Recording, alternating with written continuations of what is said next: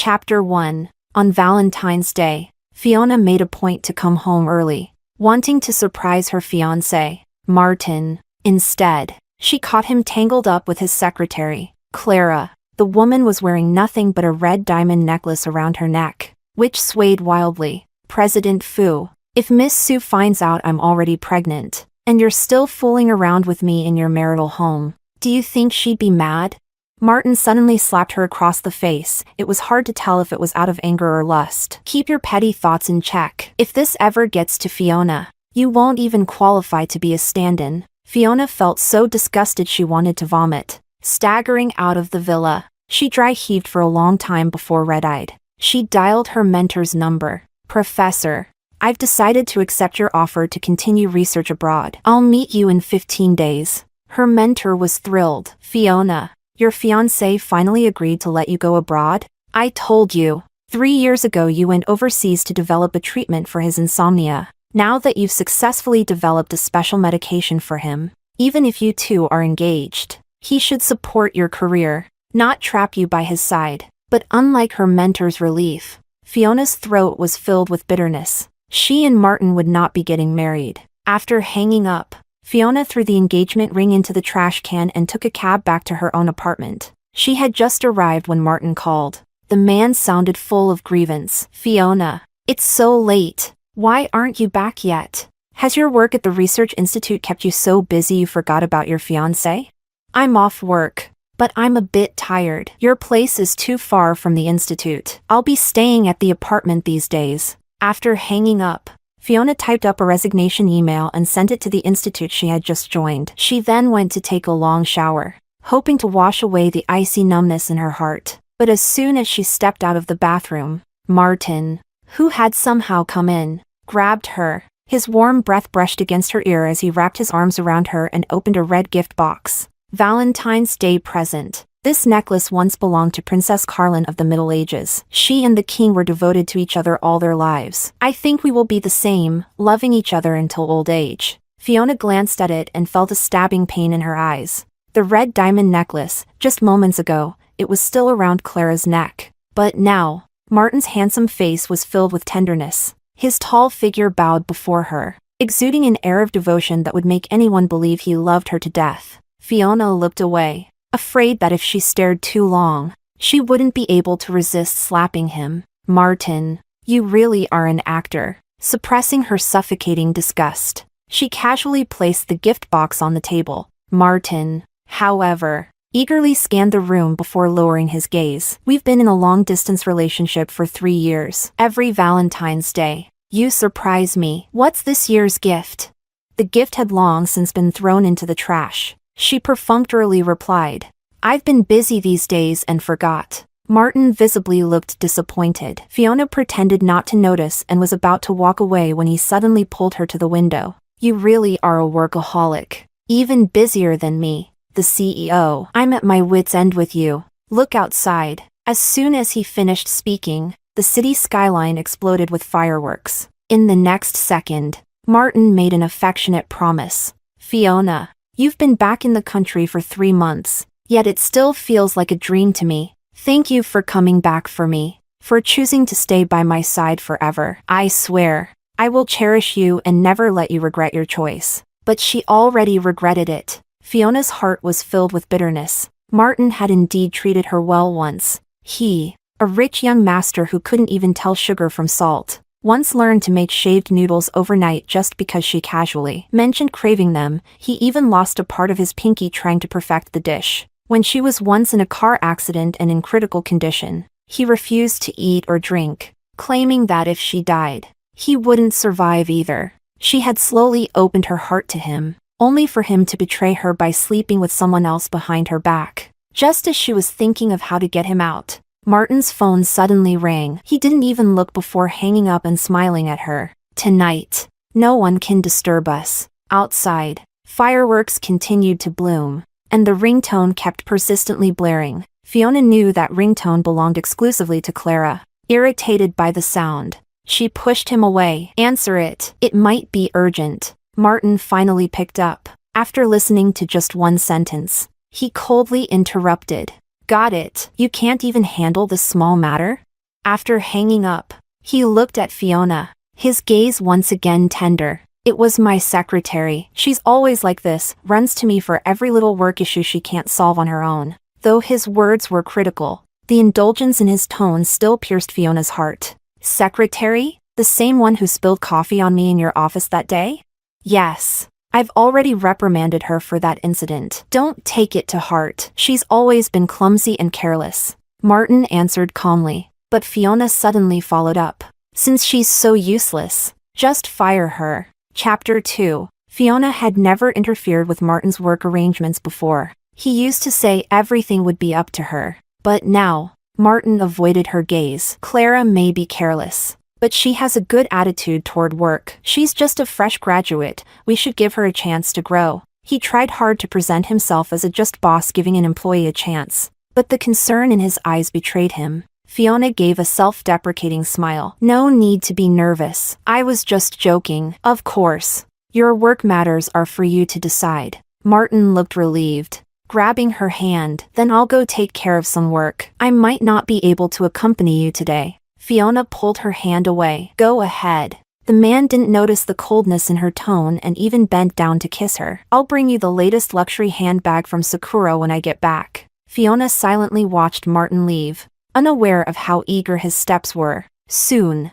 Fiona's phone buzzed again. It was another post from Clara's social media, deliberately targeted at her. Valentine's gift from my boyfriend. He said a limited edition should only be given to the one he loves the most. Attached was a photo. Clara, dressed in a maid outfit, holding the handbag while tiptoeing to kiss a man whose face was only half visible. That man was Martin, and the handbag in Clara's hand was the same Sakura luxury bag Martin had just promised Fiona. Fiona kept scrolling through Clara's posts and discovered that in the past 3 years, every one of Clara's posts had Martin in them. His birthday, Mid-Autumn Festival, Chinese Valentine's Day. He was always with Clara. Over 1,000 posts, and Fiona scrolled for a long time. The earliest dated back to just 1 month after she had gone abroad. They had been fooling around since back then. Fiona clutched her aching chest, only for another photo to arrive from Clara. 2 boxes of condoms were placed right on Martin's shirt. A moment later, Clara deliberately deleted the message and sent another one. A photo of a sofa. Sorry, Miss Sue. Wrong photo earlier. I meant to send it to my boyfriend. President Fu said the sofa in your wedding home got mysteriously stained, and asked me to pick a new one. Do you like this style? The dried stain on the sofa was evidence of Martin and Clara's wild nights. Fiona's eyes burned as she turned off her phone. She forced herself not to think about where Martin was at this moment, who he was with, or what he was doing. That night, Fiona tossed and turned, unable to sleep. The next day, she woke up exhausted and found several missed calls from Martin when she turned on her phone. There was also a message. Fiona, I've invited many of your old friends to a welcome back party at the Yunding Club. I'll pick you up at 5 p.m. Fiona initially didn't want to go, but over the years she had kept in touch with her friends, so she accepted the invitation. At 5 p.m., Fiona arrived at the club with Martin. The banquet hall was lavishly decorated, yet Martin still found faults. Fiona is allergic to pineapple. Make sure there's none in the fruit platter. Adjust the music and lights to be softer. Don't disturb her. He even draped his jacket over her shoulders. It's a bit cold here. Keep this on so you don't catch a cold. Their old friends teased playfully. Martin still spoils Fiona the most. Back when he was chasing her, he even kept a memo on his phone listing all her preferences. Fiona was abroad for 3 years. No matter how busy Martin was, he always video called her every day, only resting easy when he saw she was safe. In 14 days, you two are finally getting married. Martin's longing is finally coming to an end. The more Fiona listened, the more forced her smile became. For 3 years while he claimed to love her, Martin hadn't stopped climbing into Clara's bed. She excused herself to the restroom to catch her breath, but when she composed herself and returned, she overheard mocking voices from around the corner. Martin, Fiona left you without a word for her career. Gone for 3 years. Now she's back acting all high and mighty. And you still have to coax her? What do you see in her? Fiona froze. The speaker was an old college friend. But why would they say that? 3 years ago, She had gone abroad for advanced studies to develop a treatment for Martin's insomnia. She had clearly explained it to him. Before she could process it, more familiar voices uttered unfamiliar words. Martin. Clara willingly became a stand-in, staying by your side for 3 years without a title. She used to get called a homewrecker and almost got expelled because of it. Yet she still loves you. She even tried to drown herself just to stay by your side. You called out the wrong name in bed, made her be on call 24/7, made her cooperate to film those little videos you asked. And she obeyed. With her by your side, your insomnia vanished. You two are a perfect match. Now that she's carrying your child, how could she and the baby not be better than that cold-hearted Fiona? Every word felt like a slap, painfully striking Fiona. So, they had all known Martin had found a stand-in. They had conspired to deceive her for 3 years. Stumbling, Fiona tried to leave, but Martin's voice rang out clearly. I want Clara. And I want Fiona too, but Fiona can't tolerate sand in her eyes. So you'd all better keep Clara's pregnancy from her, or don't blame me for being ruthless. When the baby is born, I'll let him call Fiona Mom. Chapter 3. Fiona rushed into the restroom, splashing cold water on her face repeatedly. But no matter how much she did, she couldn't douse the raging fire in her chest. 3 years of lies weren't enough for Martin. He even dared to dream that she would raise the child of his mistress? What a joke. Again and again, she washed her face, and only after a long while did Fiona regain enough strength to leave the restroom. She took the elevator down to the parking garage, and as soon as she stepped out, she saw Martin and Clara locked in a passionate embrace, kissing wildly. Fiona stood frozen. Martin had always been gentle to her, but the man in front of her now was like a beast, fiercely claiming the woman in his arms. Was this the real Martin? It seemed like she never truly knew this man at all. Soon, the two got into a car. The vehicle began to rock back and forth, the movements growing more intense. Fiona clenched her fists, her nails digging deep into her flesh. Martin. So this is your so-called forever love, huh? Fiona stumbled back to her apartment, her body burning with fever and weakness. She shakily opened the door and, despite the discomfort, immediately changed the entry code. She didn't want to see Martin ever again. Just as she collapsed onto the sofa, Martin sent her a message. Fiona, you disappeared after going to the restroom? I searched the entire club for you and couldn't find you anywhere. Where did you go? Please reply to me. I'm really worried about you. Fiona lay on the couch, her whole body heavy and dizzy, ignoring the messages. In her hazy state, she thought she heard the password lock repeatedly beeping with error sounds. Someone was trying to open her door. She wanted to open her eyes, but her eyelids felt as heavy as lead. She just couldn't open them. Who knew how much time had passed? When she finally opened her eyes again, Fiona was already in the hospital. Seeing her awake, Martin immediately hugged her tightly, his trembling voice choking with emotion. Fiona, you're finally awake. You scared me to death. Why did you change the door code? Luckily, I had someone break in, or you would have passed out from that high fever. He held her tightly. It's all my fault for not taking care of you. If something happened to you, I wouldn't know how to live on. In this moment, Fiona could clearly feel Martin's fear. He was genuinely afraid of losing her. But what she couldn't understand was how a man who claimed to love her so much could lie to her again and again. She pushed him away. I'm fine. You're holding me too tightly. I can't breathe. Only then did Martin reluctantly let go and fetched a thermos. I bought you some porridge. Have some, it'll make you feel better. He carefully fed her spoonful by spoonful. Once Fiona felt a little better, Martin cautiously probed. Fiona, why did you change the apartment's door code? The old one was our anniversary, the day we got together. You used to say you'd remember it forever. Did I do something wrong that upset you?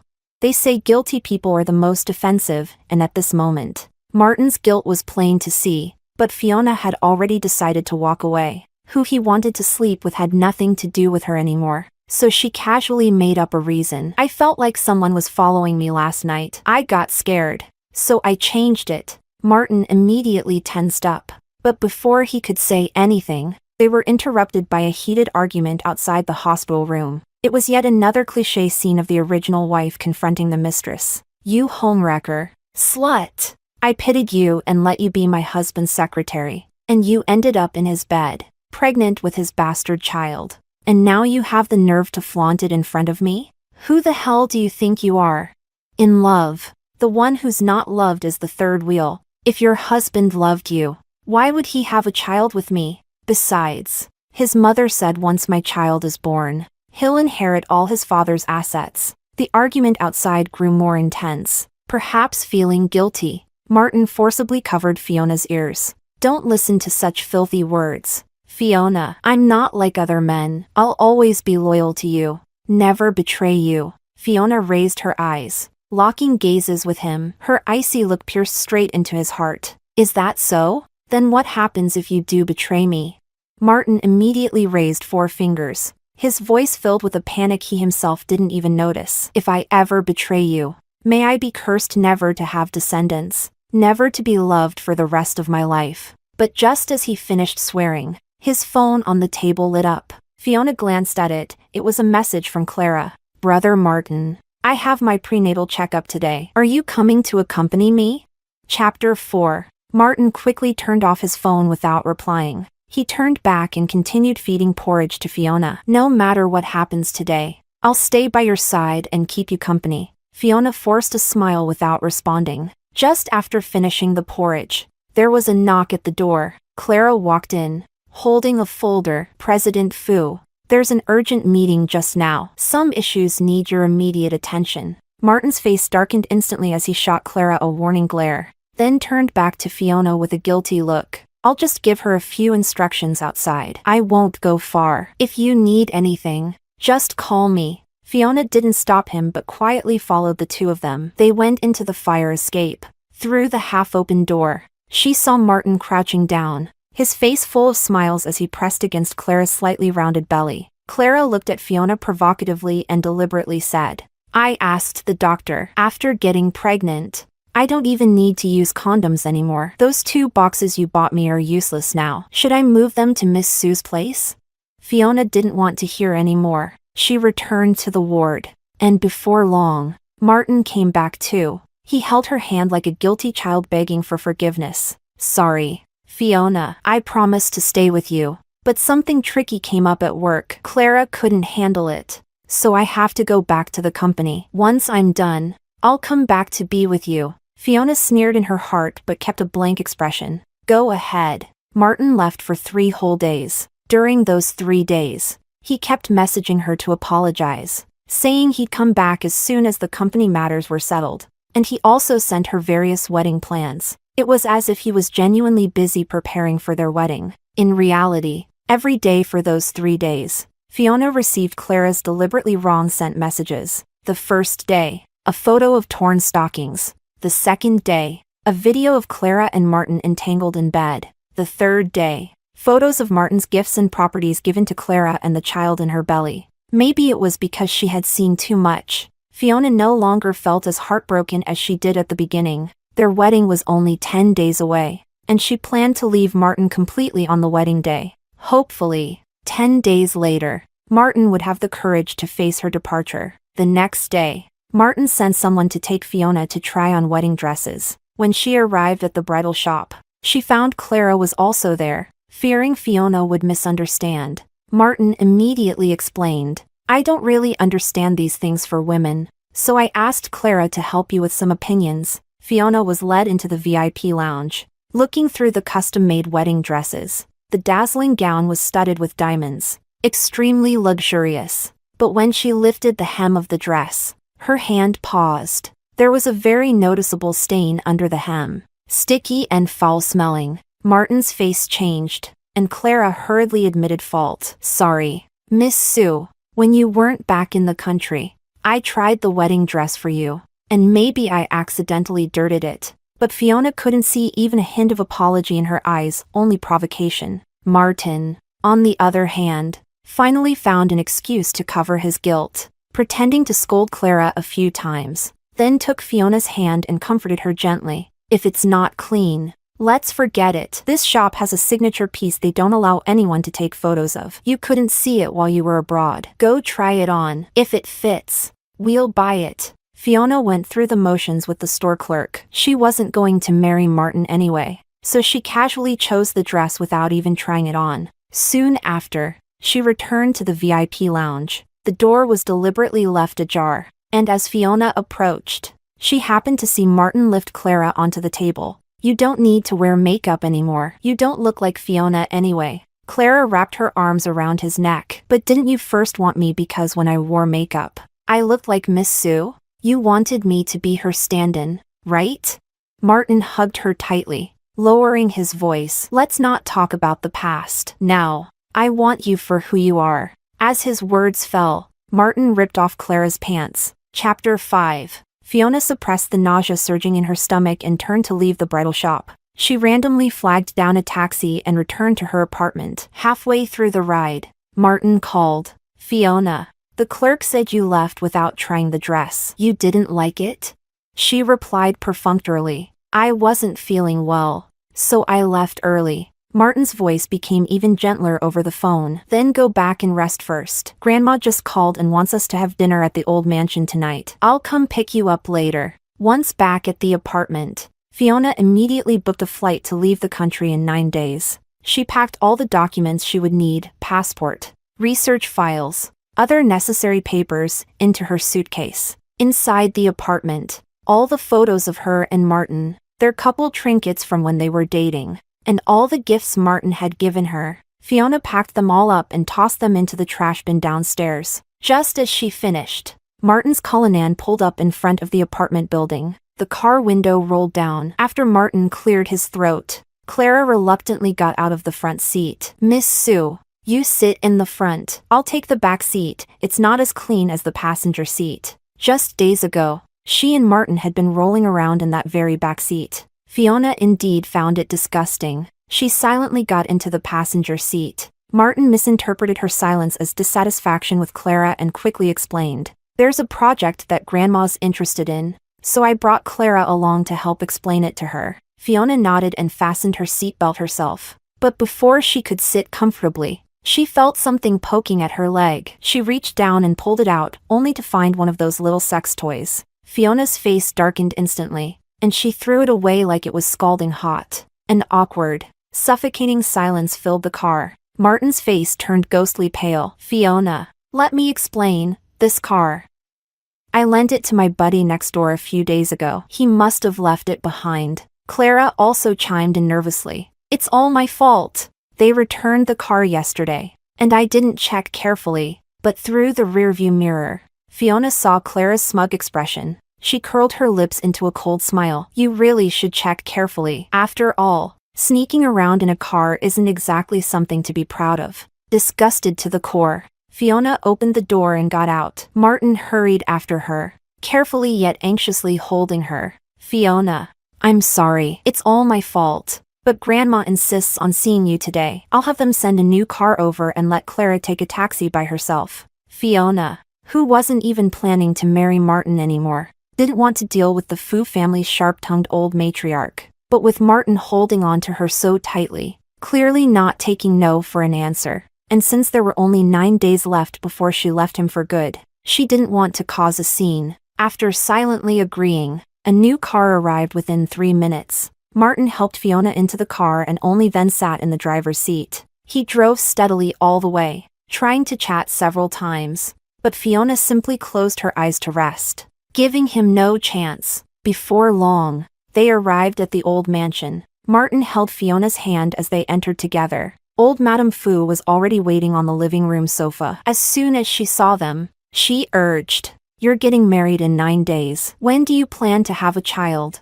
Martin was about to answer when the old lady's gaze shut him up. Old Madame Fu turned to glare at Fiona with pressure radiating from her eyes. "You answer me." Fiona remained silent. She had nothing to say. She wasn't marrying Martin anyway. There was no child to be had. But her silence was seen as defiance in old Madame Fu's eyes. "Our Fu family only has one heir per generation. If you hadn't left the country without a word, Martin wouldn't still be without an heir now." Fiona couldn't help but mock. "Don't worry. You'll soon have a great-grandson. Just not from her." She turned to see Martin staring at her in astonishment, as if trying to figure out what she meant. Old Madame Fu interrupted his thoughts sharply. "Didn't I tell you to bring Clara? Where is she?" She's been visiting me often these 3 years. More filial than your fiancé here. Just as she finished speaking, Clara walked in from outside. Sorry, Madame Fu. I was out picking gifts for you and lost track of time. Clara handed the gift to the old lady and subtly squeezed Fiona aside. Fiona watched as Clara and Martin sat on either side of old Madame Fu, chatting and laughing. She truly felt like an unnecessary outsider. Then the old lady pointed at Fiona again. Some people should take a good look. Clara is the one truly blessed. Just look at her belly. Anyone can see she's carrying a boy. Fiona looked over to see old Madame Fu pulling Martin close, asking with undeniable authority, Martin, the child Clara is carrying is blessed. His father will make him the heir and give him everything, right? And Fiona heard Martin respond without the slightest hesitation. Yes. Chapter 6. With all the truths she'd recently uncovered, Fiona was no longer surprised by Martin's response. But she had no patience left to keep playing along with this family's performance. She casually said, Madame Fu, I'm not feeling well. I won't stay for dinner tonight. As she turned to leave, Martin tried to stop her, but old Madame Fu scoffed. Martin, let her go. We'll have a nice dinner with Clara instead. Fiona pulled her hand free from Martin's grasp and said calmly, I'll take a cab home. You stay. She left without hesitation, giving Martin no chance to stop her. Back at the apartment, Fiona made herself a bowl of noodles, ate quietly, then handled the final steps of her resignation. She also called her mentor and sent over her flight itinerary. After finishing all of this, she washed up and prepared to sleep. Just as she lay down, Martin returned and wrapped her in his arms. He buried his head in her neck, his warm breath brushing against her ear. I'm sorry, I made you feel wrong today. When the woman in his arms didn't respond, he softened his tone further. When you told Grandma today that there would soon be a great-grandchild, were you saying you wanted a baby too? Fiona sneered inside. Did he still think his secrets were so well hidden that she wouldn't find out about him and Clara? She stared into his eyes and asked, Do you want me to have a child? Martin kept his smile, hugging her even tighter, not showing a single crack. It doesn't matter whether we have a child or not. I just can't bear to see you suffer. His acting was getting better and better. Just as well, Fiona would never bear a child for Martin in this lifetime. A man who lied and betrayed so easily didn't deserve to be anyone's father. At that moment, Martin's phone rang again. He quickly sat up and rushed to the balcony to answer. Soon, he returned with a flustered expression. Fiona, there's an emergency meeting at the company. I need to head over. I'll come back once it's handled. Fiona didn't bother to expose the lie. Sure enough, Martin didn't return all night. Instead, Clara posted another update on her social media. In the photo, a man with no visible face was feeding her cake. The caption, allergic to pollen. But luckily I have my boyfriend by my side. Fiona casually tapped the screen and gave the post a like. At this point, she no longer felt jealous. She turned off her phone and slept soundly through the night. The next day, Martin didn't come back until noon. He brought a beautifully packaged cake and asked tentatively, Fiona, I saw you liked Clara's post yesterday. Did you want this same cake? Fiona looked at him calmly and replied, It was a mistake, maybe out of guilt. Martin cleared his schedule in the following days and stayed by Fiona's side. During this time, his phone buzzed constantly, but he ignored every call, until this morning, when Clara's exclusive ringtone rang again and again. By the 18th call, Martin finally walked to a corner and answered. After hanging up, he returned to Fiona with a bright smile. Fiona, the wedding welcome poster is ready. I'll take you to see it. Soon, the two arrived at the bridal shop. Clara handed over a sealed poster with a strange smile. Miss Sue, I'm sure you'll love this one. Fiona felt an inexplicable sense of unease. Then the poster was unrolled. It was in black and white. Their wedding photo had been turned into a memorial portrait. Fiona was seething with rage. Before she could react, Clara dropped to her knees. I'm sorry, Miss Sue. I was too careless and made a mistake. You can hit or scold me. I won't complain. Seeing Clara like this, Martin's angry face instantly softened with affection. He helped Clara up and turned to Fiona. Fiona, she was just careless. It wasn't intentional. Let's just forget about it. Before he could finish, Fiona turned and walked away, expressionless. Fiona!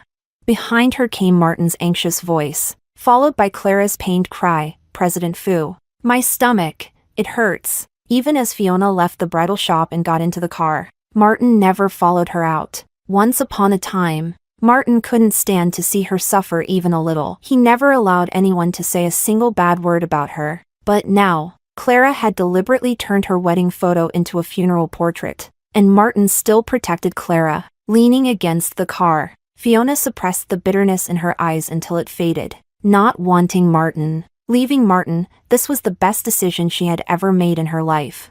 As soon as Fiona returned to her apartment, her phone vibrated. It was a video message from Clara. The setting, a hospital. In the video, Clara looked pitifully at Martin, tears in her eyes. I'm sorry, I'm pregnant, and I couldn't control myself. I was jealous that Fiona got to be by your side, so I turned her wedding photo into black and white. I was wrong. You can punish me however you want. The next second, Martin pulled her into his arms. Fool, how could I bear to?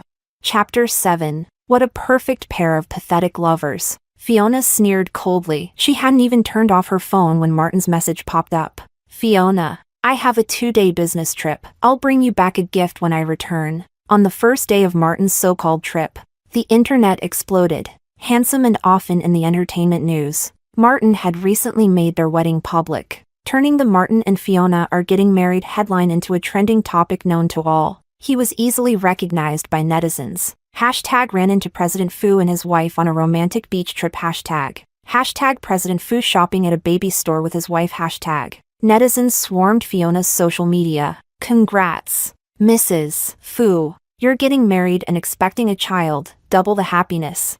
I saw it myself, President Fu shopping with his wife at a baby store. He's so gentle and caring. Wishing them a lifetime of love. Mrs. Fu's child will surely be the heir to the family fortune. Loved by everyone. Fiona opened the photo that was going viral. Martin carrying baby products in his right hand, supporting Clara with his left. The photo only showed Clara's side profile, which did resemble Fiona by 7 or 8 points. No wonder the clueless netizens mistook her. Fiona no longer cared. She was about to turn off her phone when Clara's message arrived. Fiona, after 3 years, who do you think is the real stand-in now?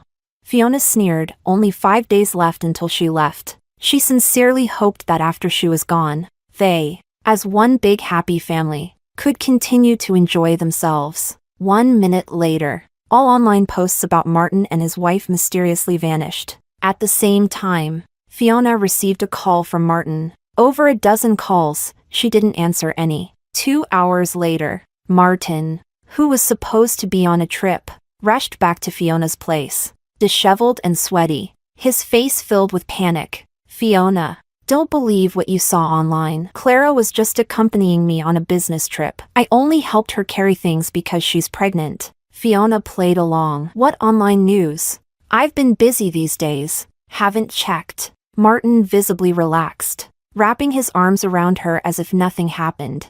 I heard on the news there's an Orionid meteor shower tonight. I remember your 18th birthday wish was to see it. Let me fulfill that wish tonight, okay? Legend had it that lovers who made a wish under the Orionid meteor shower would be blessed with happiness for life. At 18, Fiona had longed to see it, but not anymore. She was about to refuse when Martin had already packed everything, including warm clothes and blankets. All the way, Fiona dozed in the car. When they reached the mountaintop, night had already fallen. As soon as she got out of the car, she saw Clara walking toward them, wearing a short skirt and black stockings. President Fu, the tent and food are all set. Clara crossed her arms, visibly shivering from the cold. Martin frowned in distress and looked at Fiona hesitantly. I brought an extra blanket from home. Should I give it to her? Extra? Fiona smiled indifferently. Sure, give it to her. Martin busied himself setting up, finally pulling Fiona into his arms. It's cold tonight. The meteor shower might not appear right away. Don't catch a chill. Just as he finished speaking, a meteor streaked across the sky, brief but brilliant. Clara squealed excitedly. Look, a shooting star. I wish to be with my boyfriend forever. Fiona lowered her eyes, catching a glimpse of Clara's hand, under the cover of the blanket, sliding into Martin's waistband. Martin tensed visibly. And yet, he still said sweetly, Fiona, I wish to love you forever and never part. Fiona could barely keep up the act anymore. Luckily, the meteor shower only lasted a few seconds. She quickly pulled away from Martin's embrace. I'm feeling a bit sleepy. I'll go back to the tent first. Martin rushed to follow her, wrapping her in the blanket. I'll stay with you. Inside the tent, Martin insisted on hugging Fiona. She didn't bother to respond, simply closed her eyes and pretended to sleep. After a while, she heard rustling sounds inside the tent, followed by Martin's low, angry whisper. Are you crazy? She's still here. Relax. Miss Sue won't wake up. She made a special sedative for your insomnia that doesn't harm the body. I added a little to her water, but Fiona hadn't drunk that water at all. Clara's coquettish voice continued. We've tried 72 positions already, but isn't it more thrilling to do it right next to Miss Sue?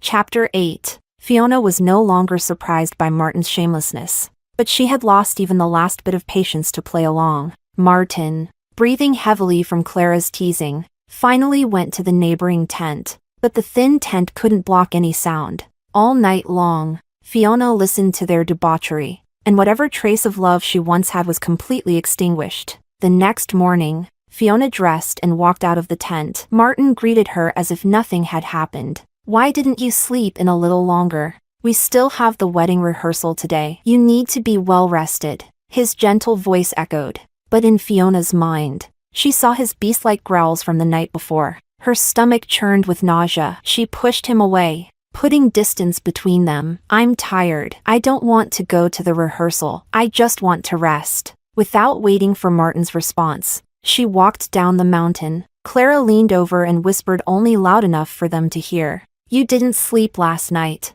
did you? He couldn't even control himself though I'm pregnant. What does that say about how much he loves me?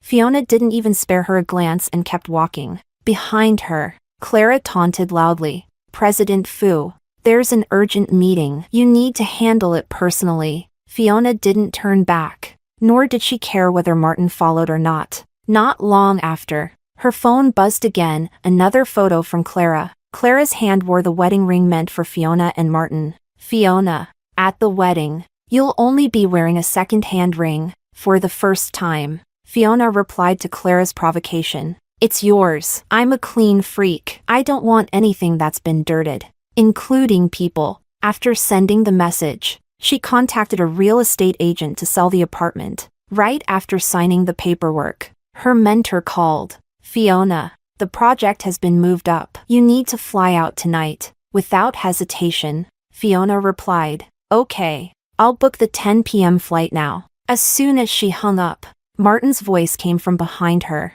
What flight? She turned to see him approaching in panic. Without even looking at him directly, she casually replied, Nothing. A junior from the research institute asked me to help book a flight. Hearing that, Martin relaxed. He suddenly scooped her up and placed her on the bay window. Fiona, look outside. In the next second, the entire city's LED screens lit up with their wedding photos. Martin whispered softly in her ear. I want the whole world to know. Fiona is about to become Mrs. Martin. You'll be the happiest bride in the world. Just as he finished, his phone rang. It was Clara's exclusive ringtone. Martin hung up immediately, but his phone vibrated again the next second. Just one glance and his Adam's apple bobbed nervously. Then, looking apologetic, he turned to Fiona. Fiona, there's a problem with a partnership. I need to go take care of it. Once I'm done, go ahead. Work comes first. Fiona cut him off, not even wanting to hear the rest. At this moment, all she wanted was to get as far away from him as possible. As soon as possible. Once Martin left, Fiona received a screenshot from Clara, her chat with Martin. 3 minutes ago, Clara had sent Martin a photo of herself in see-through lace lingerie. No wonder he was in such a rush. Fiona also noticed the painting in the background, Spring Light, a masterpiece that hung only in the presidential suite of the Supreme Hotel's top floor. Martin seemed to have forgotten it was in that very room he had once confessed his love to her, saying he only ever wanted her. How disgusting, how laughable. The clock struck 9 p.m. It was time for Fiona to leave. She grabbed her suitcase and headed to the airport. Just then, 3 trending topics appeared on her feed. Hashtag pure love warrior Martin declares to the world, only loves Fiona. Hashtag President Fu spoils his wife endlessly. Hashtag whole internet envious of Mrs. Fu. Hashtag Fiona sneered. Those who betray love must pay the price. Before boarding, she did 3 things on her phone. First, she sent Martin one last message. Martin, I don't want you anymore. Second, she posted all the photos and videos Clara had sent her to Weibo, along with the announcement, Martin, I'm calling off the wedding. Third, she sent the room number of the Supreme Hotel's presidential suite to the police, reporting them for prostitution. Martin, may your reputation be ruined, and may my future be bright.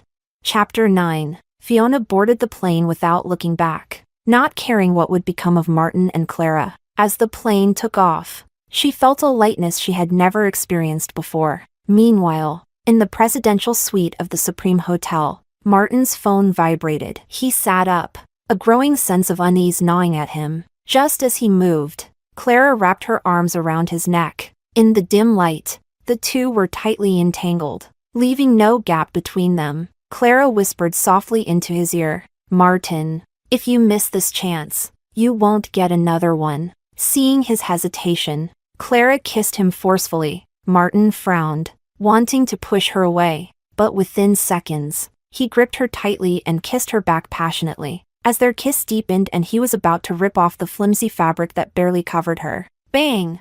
The door to the suite was kicked open. Several police officers entered. The woman on the bed panicked and screamed. Martin's face turned black as thunder. He hurriedly pulled the blanket to cover Clara. There was a report of illegal prostitution here. You both need to come with us. Clara, terrified, clung to Martin and stammered, please don't arrest us. We're boyfriend and girlfriend. A female officer looked at Martin mockingly. Boyfriend and girlfriend? Take a look at the city's LED screens outside. You're announcing to the world that you and your fiancé are about to get married. And here you are sneaking around with a mistress. Men really are all the same. Martin's already dark face became even gloomier upon hearing those words. Usually eloquent in public, Fu's mighty CEO couldn't utter a single word now. The male officers, irritated from being scolded, weren't in a good mood either. Either way, come with us to the station for investigation. If there's nothing wrong, you'll be released.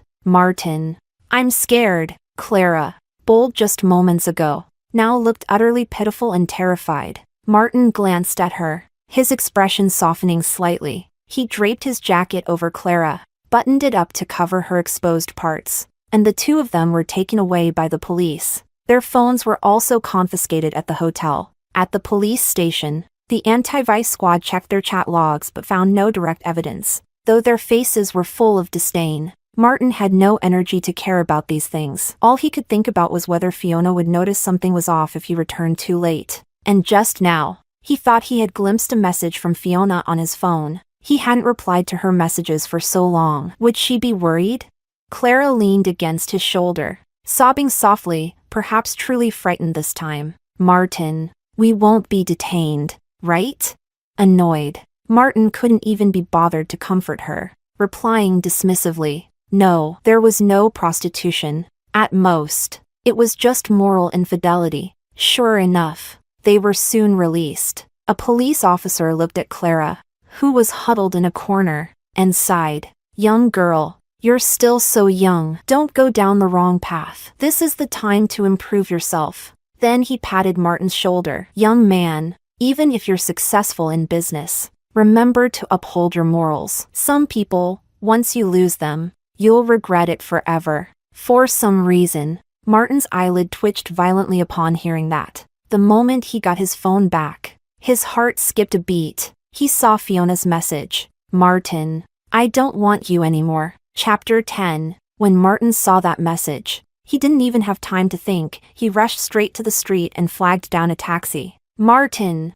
Clara called after him several times, but he never looked back. On the way, he saw the trending topics exploding on Weibo. Hashtag Martin cheating hashtag. Hashtag crash and stand-in hashtag. Hashtag Mrs. Fu announces breakup hashtag. Martin tapped into the trending posts and saw photos and videos of him and Clara entangled together, again and again. There were also the chat logs where Clara openly provoked Fiona. the hand not holding the phone clenched so hard that his nails almost dug into his flesh. His face twisted with rage. "So, it was you."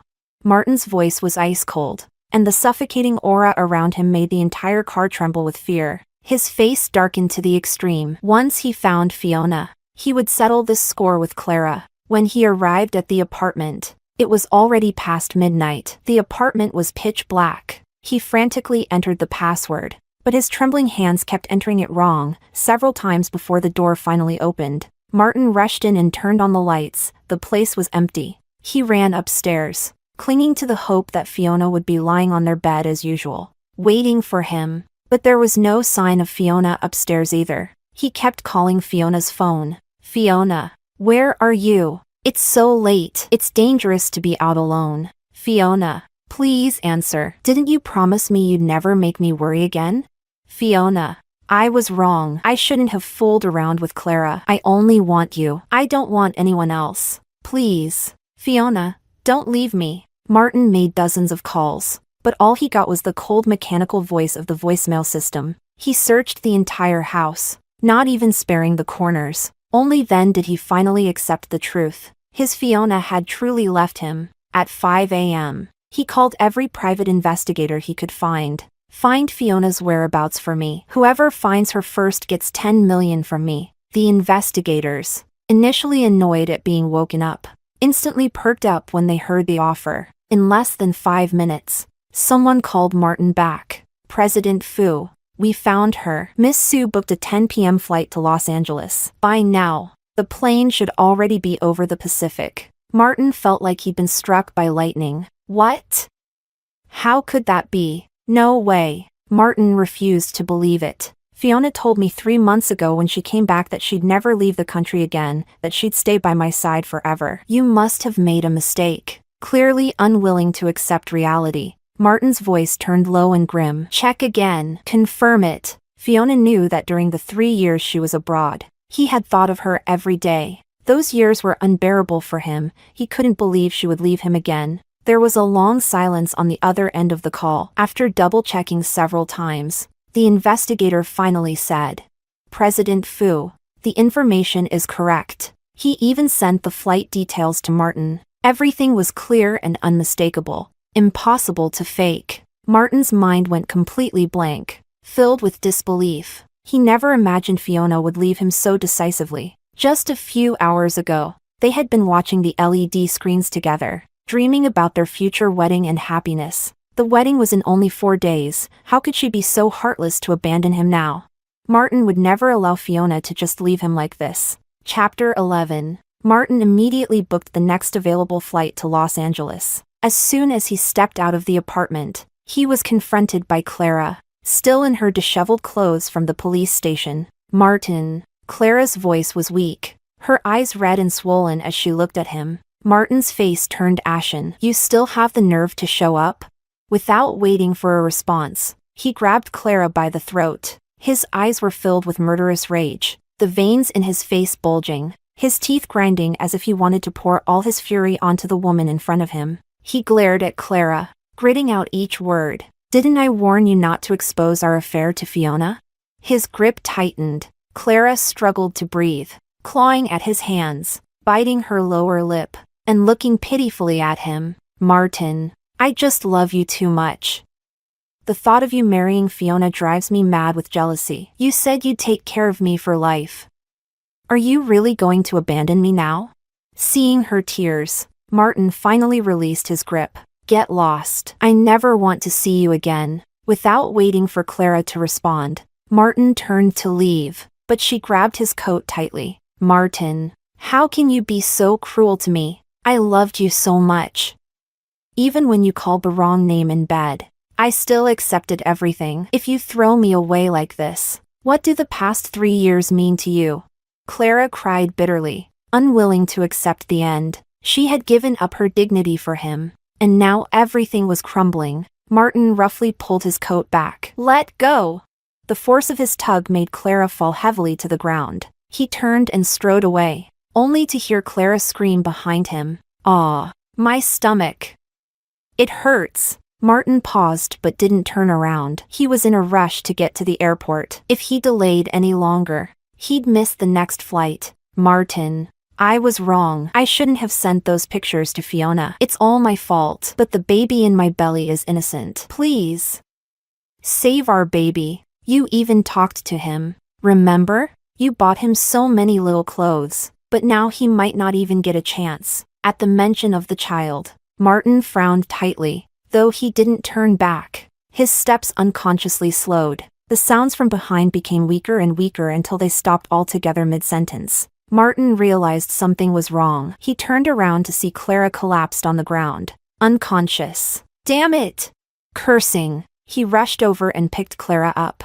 Los Angeles. After more than 10 hours of flight, Fiona finally landed. Her mentor was already waiting at the airport. At the sight of him, Fiona showed the only genuine smile she'd had in days. Her mentor took the suitcase from her hand. Fiona, you're the most outstanding student I've ever had. I always thought it was a shame when you went back home. Finally, I've waited for you to return. The joy in his voice made Fiona feel a rare warmth in this foreign country. Professor, this time, I'm not leaving anymore. Chapter 12. Fiona's mentor was deeply gratified to hear her say that. Good. I was about to tell you. This project is highly confidential. You'll need to sign a 2-year contract, during which you cannot have contact with the outside world. Is that acceptable? Fiona didn't hesitate for even a second. Of course, Professor. Soon after, she got into the car with her mentor and headed to the new laboratory. At the same time, back in the hospital in China, old Madame Fu sat by Clara's hospital bed, her face stern, filling the room with a suffocating air.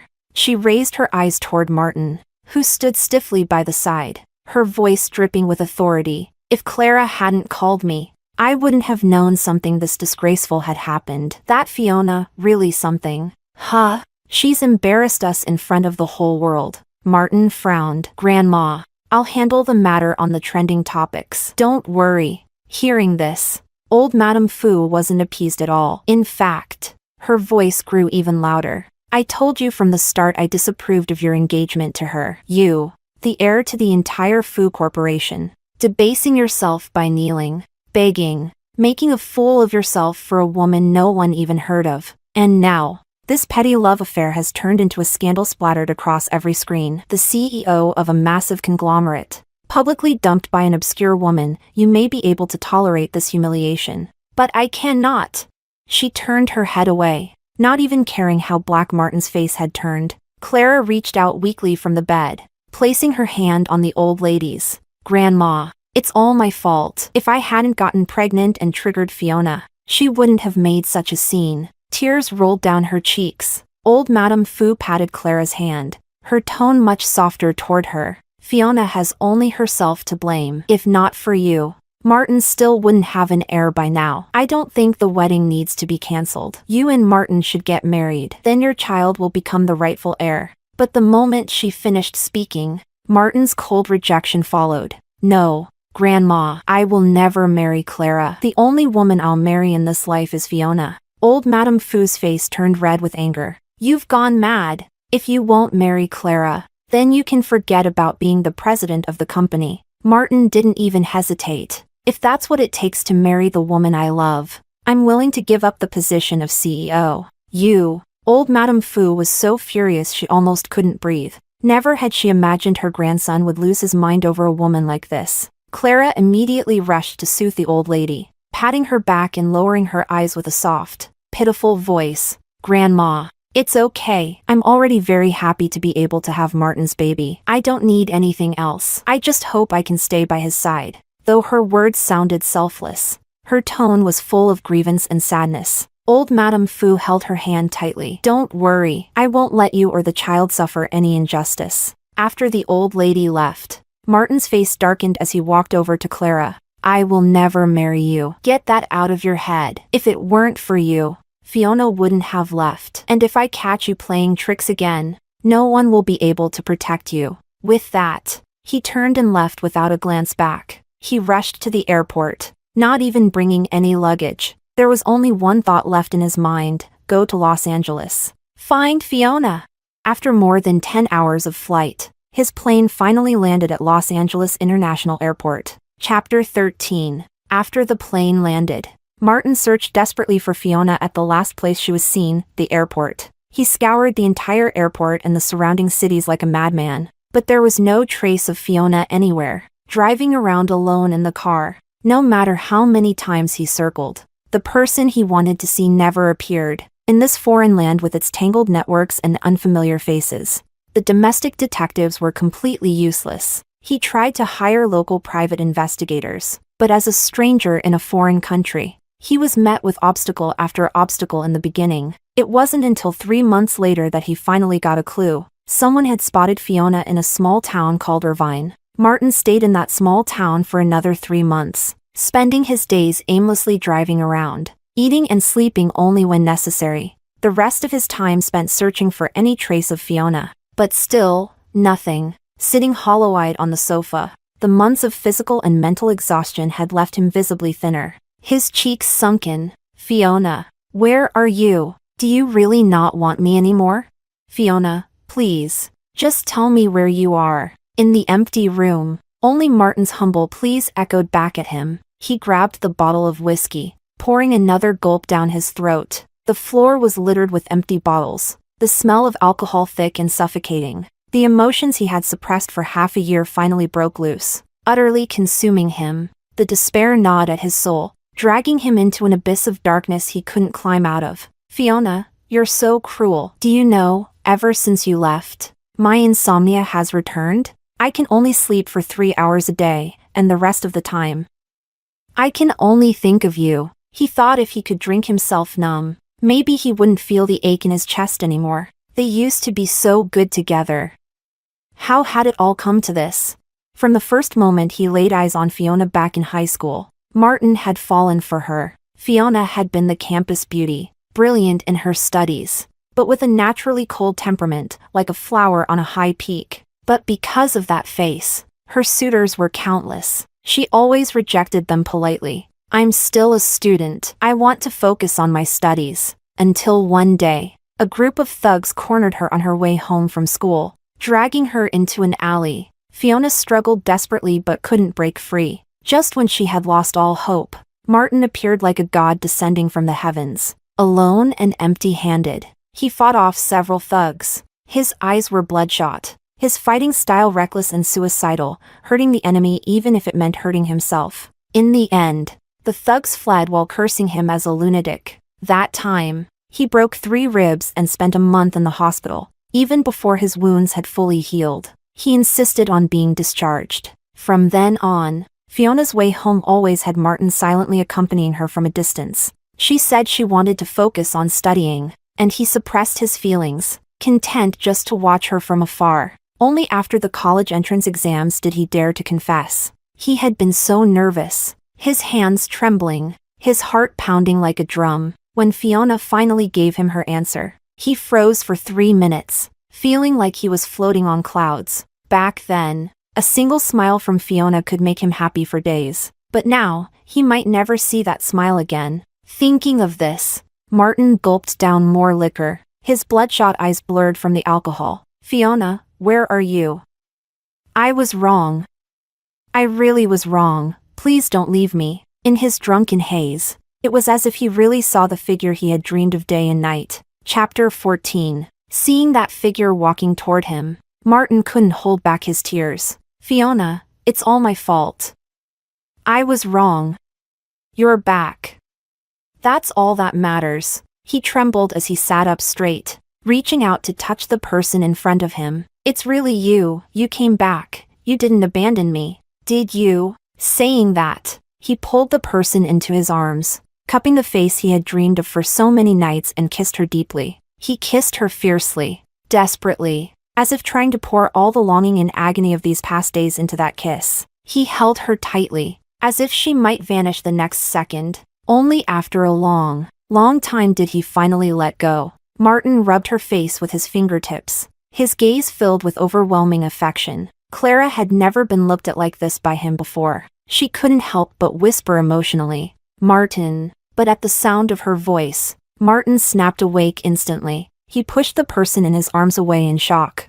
the drunken haze clearing. His gaze changed from deep affection to disgust. His voice turned cold. "Why are you here?" Clara's heart filled with grievance. "I saw the door open, so I came in." But Martin showed no hint of sympathy. His gaze even carried a trace of cruelty. "I asked you. Why didn't you stay in the country? What are you doing here?"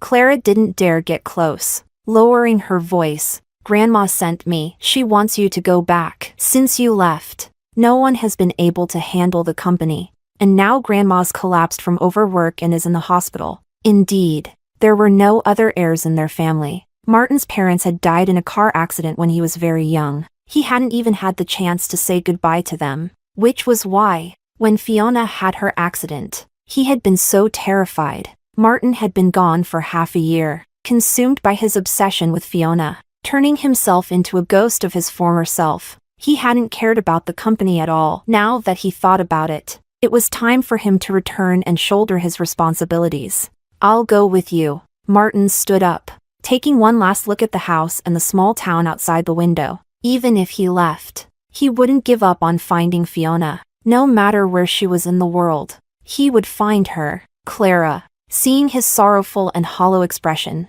cautiously moved closer. She took his hand and placed it on her belly. "Martin, feel it. Our baby is almost here. Soon, you'll be a father." Only now did Martin really look at Clara. She had gained weight, her belly visibly round and heavy. By his calculation, she had about a month left before giving birth. Martin's cold expression softened a bit because of the small life in her belly. Once this child was born, he would have one more family member in this world. He took Clara's hand and helped her up. "Let's go." For the first time in so many days, he showed Clara some gentleness. Clara's tears finally fell uncontrollably, choking out a reply. "Okay." Back in China, Martin quickly took over the company's affairs. His scandal had indeed caused some damage, but thanks to the company's deep roots, the foundation remained stable. He spent days and nights at the company, plugging all the holes in their business operations. Only when everything was finally under control did he think of going back to the apartment to rest.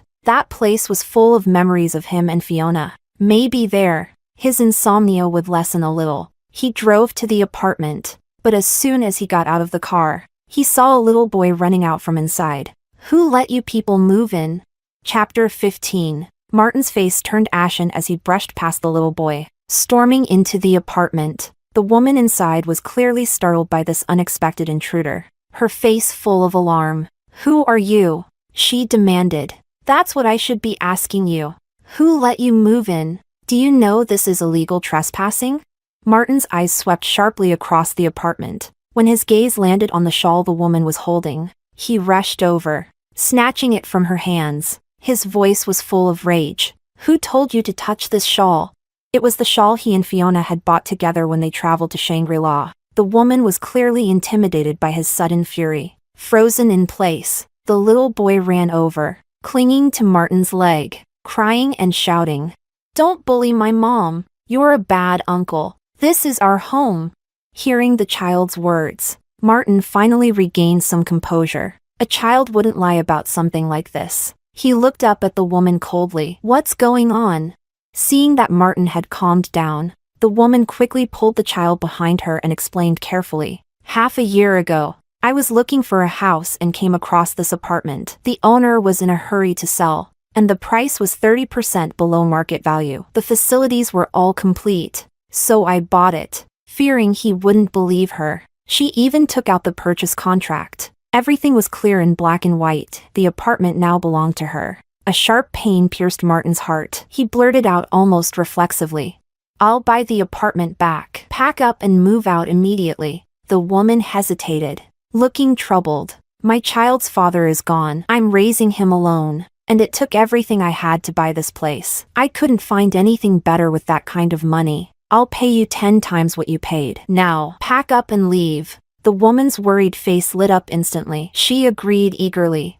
Okay, we'll move out right away." They hadn't brought much into the apartment. Most of it was still what Fiona had left behind. When they left, they only took 2 suitcases. As they were heading out, the woman handed Martin a bag. "I found this in the fish tank when I moved in. I figured it might be important to you." Martin opened the bag. It was Fiona's phone. She had left so decisively, even throwing her phone into the fish tank, ensuring he could never contact her again. She had sold the apartment, full of their memories, without a second thought. Thankfully, he had bought it back. Otherwise, even the last fragments of their past would have been lost to him. But the apartment was now empty. All the photos of him and Fiona were gone. The place was hollow. Just like him, nothing but a soulless shell. Martin sat on the cold floor, surrounded by endless loneliness. He walked up to the second floor. On the balcony still hung the swing he had installed for Fiona.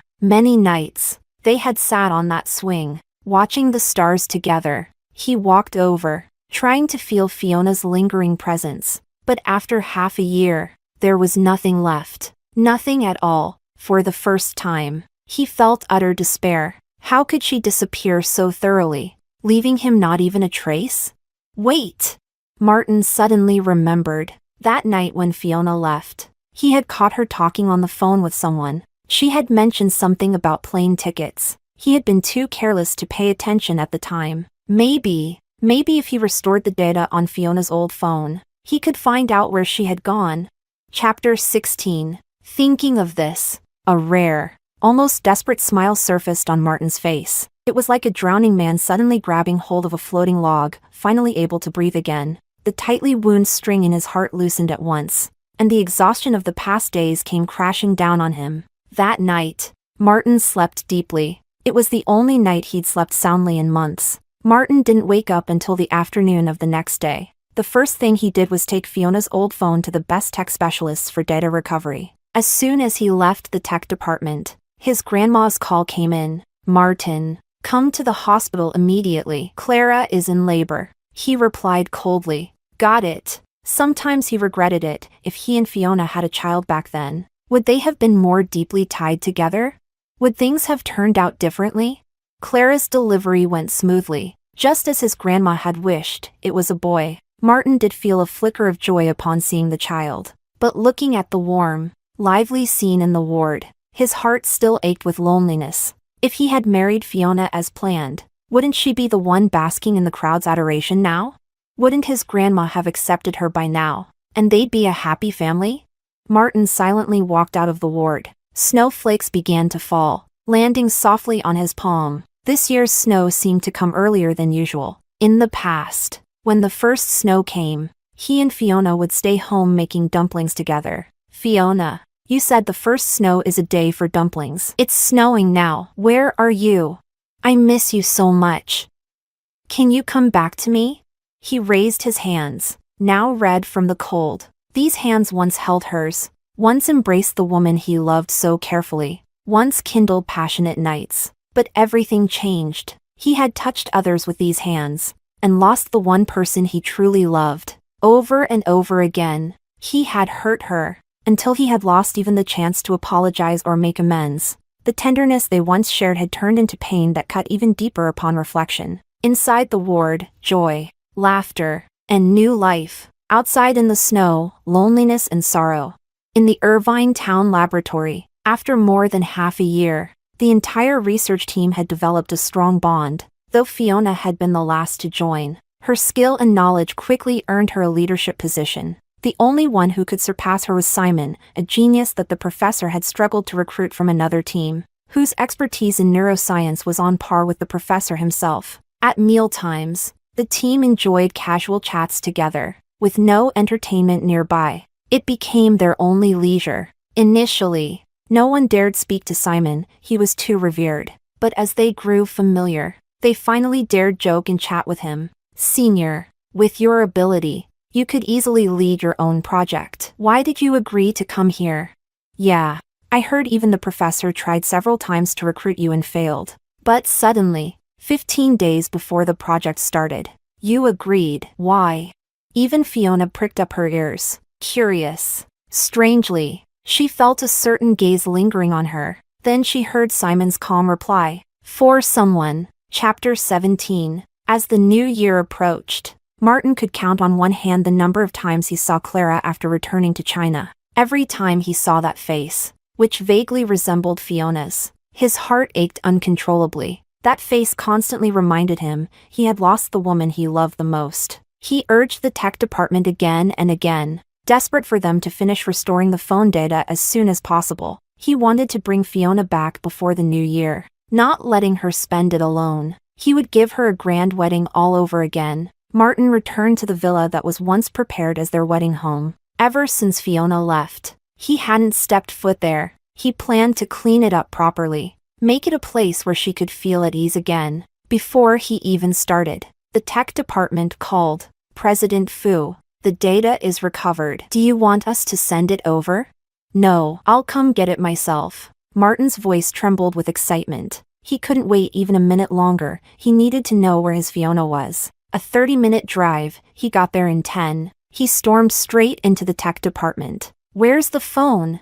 Here, President Fu. The technician handed him the phone carefully. Without wasting a second, Martin dove into the call and message logs. But there were no address details. Only one last dialed number, Fiona's professor. Martin tried calling it with his own phone, hope surging in his chest. But after a dozen attempts, still no answer. Seeing Martin's frustration, the technician cautiously reminded him.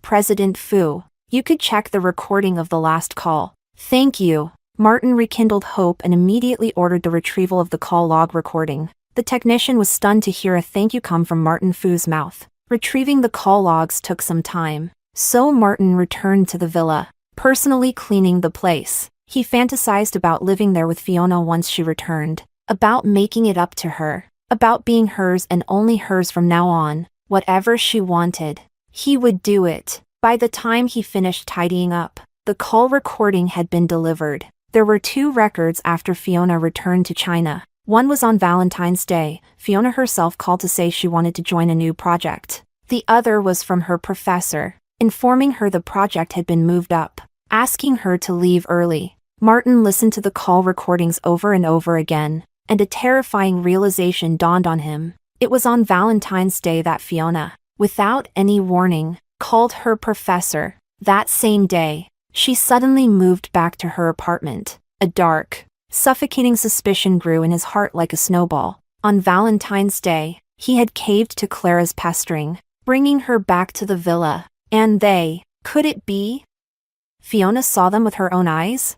The thought grew heavier and heavier in his chest. To confirm it, Martin rushed to the property management to retrieve the surveillance footage from that day. The footage showed Fiona had indeed come home early. She opened the door but didn't go in. Instead, she stood outside for a long time before pulling out her phone to make a call. The timestamp on the footage matched the call to her professor exactly. Martin stood frozen, as if struck by lightning. It was him. It was him who personally shoved the truth right in front of her. Chapter 18. If the roles were reversed, if Martin had caught Fiona entangled with another man, he couldn't even begin to imagine how devastated he would feel. He would have lost his mind at the mere thought of another man getting close to Fiona. How much pain and heartbreak must she have endured back then, for her to make such a resolute decision to leave him? Martin couldn't bear to think about how she had spent those days. He hated himself to the core. His face turned deathly pale, and the pain in his heart was unbearable. It took him a long time to calm down, no matter what the cost. He had to find Fiona. Martin would apologize, beg for her forgiveness. He didn't care if it meant throwing away all his pride. He called the overseas detective. Track this number for me. See if you can locate the owner's current whereabouts. Before he could even end the call, his grandmother's call came through. Seems like you've grown wings. Huh? I can't control you anymore? I told Clara to call you so many times to come home for dinner tonight. Why didn't you show up? Martin's tone was calm. I'll be back right away. He had long blocked Clara's phone and WeChat, so he never received any messages. But today was little New Year's Eve. He would, of course, accompany his grandmother for dinner. When he arrived at the old mansion, he saw Clara and his grandmother sitting together, while the nanny held the baby. Once he sat down, his grandmother signaled the nanny to hand him the child. Tom's been born for days now, and you, the father, haven't even held him once. Tonight, stay and spend some time with your son. Martin paused as he held the baby. Of course, he knew what his grandmother meant. Spending time with the child was just an excuse. She really wanted him to stay and accompany Clara. He declined coldly. I'll leave right after dinner. There's still work to do at the company. Fu grandma calmly sipped her soup and said, no matter how busy you are, you still need to take care of the family. Also, you and Clara need to register your marriage soon, so you can get Tom's household registration done. Clara lowered her head without speaking, but the way her hands nervously rubbed the chopsticks betrayed her inner turmoil. Martin shot a cold glare at her. Didn't I tell you to stop playing tricks? Clara looked at him, tears brimming in her eyes. I didn't. Old Madame Fu slammed her bowl on the table. This is my decision. Without a marriage certificate, the child can't be registered. I won't let my great-grandson be mocked as a nobody. I won't marry Clara. Martin's tone was resolute, his gaze toward Clara colder than ever. Fu grandma wanted to say something more, but was interrupted by Martin's phone ringing. He handed the baby back to the nanny and answered the call. It was the detective's voice on the other end. President Fu, we found it. The phone's IP address is in Irvine, and I also managed to dig up the location of the lab she's working at. But, whatever it takes, I'll pay. Martin understood the hint immediately and spoke without hesitation. He didn't care about anything except finding Fiona. Straightforward. 50 million. Then, not a bad price for the whereabouts of the woman you love most. Martin didn't hesitate for a second. Deal. I'll wire it to your account immediately. Oh, and here's a bonus tip. Their lab is giving the Chinese staff a week off for the Spring Festival. If you hurry, you might catch her in time. Chapter 19. Martin couldn't contain the excitement in his heart. The moment he hung up the phone, he immediately transferred the 50 million. Within seconds, the lab's address was sent over. Seeing the address, Martin almost jumped from his chair in exhilaration. This year for New Year, you're not going anywhere. You're staying in the country with Clara and the baby. Old Madame Fu, a seasoned veteran in the business world, saw through Martin's expression instantly. Martin didn't bother hiding it anymore. Grandma, you know the only person I love is Fiona. No matter what, I'll find her, even if you try to stop me. You'd really rather see the family empire we built for 3 generations collapse?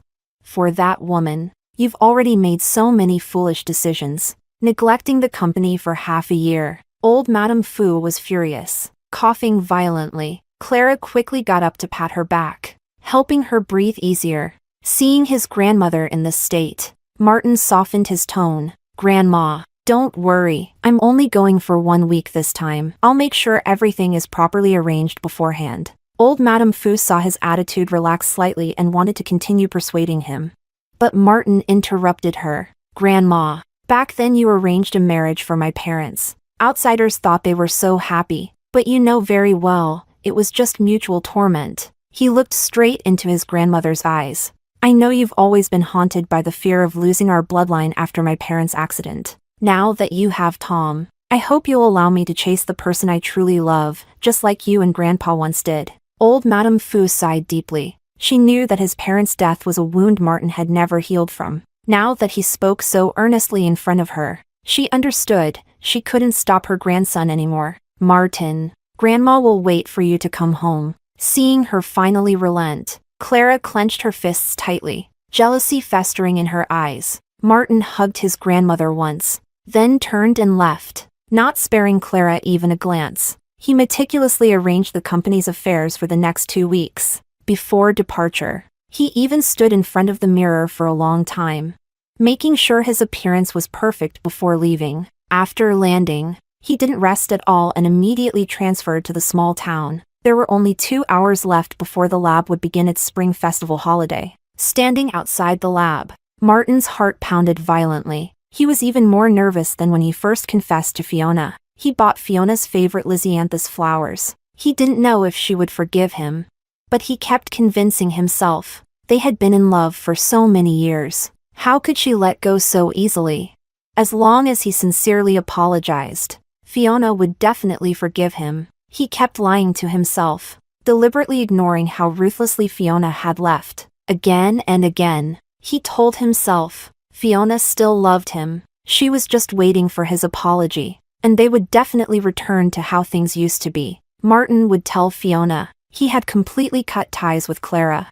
From now on, he would only love her. He waited nervously in the cold wind for 2 hours. Finally, the laboratory gates opened, and his heart almost leapt out of his chest. Chapter 20. Martin anxiously watched the small number of people coming out from the heavily guarded lab gates, scanning each face with anticipation and nervousness. But with every person who exited, his disappointment deepened. Until the gates finally shut tight, Fiona still hadn't appeared. Maybe she got held up. She might come out later. Martin muttered to himself. He decided to wait here all night if he had to. After all, he had already waited this long. What's a few more hours?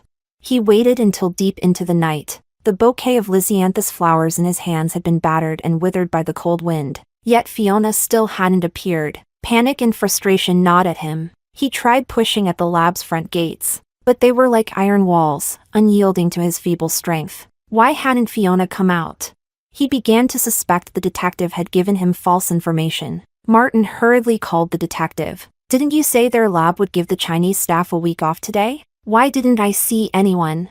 President Fu. My information is absolutely accurate. As for why Miss Su didn't come out, you'd have to ask her yourself. The detective's tone was perfunctory. Now that he had pocketed the hefty payment, Martin's frown deepened. I'll give you another 50 million. Get me into that lab. There was a moment of silence on the other end. Then the man replied, That's really beyond my capabilities. President Fu, Miss Su's project is highly classified. The fact that we could even trace the location is already remarkable. With that, the call abruptly ended. Martin felt a wave of helpless despair crash over him again. Why, after all this effort, why couldn't he see Fiona? Meanwhile, inside the lab, Fiona and Simon, along with the core team members, had just wrapped up an experiment on the cerebral cortex. Their professor approached them. The spring festival is coming up. Didn't I give you both a week off? Why aren't you taking the break? Fiona replied indifferently. There's nothing to do outside anyway. I'd rather stay in the lab and make use of the time to do more experiments. Simon nodded. Same here. The professor shook his head, sighing. You young people, how can you have nothing to do?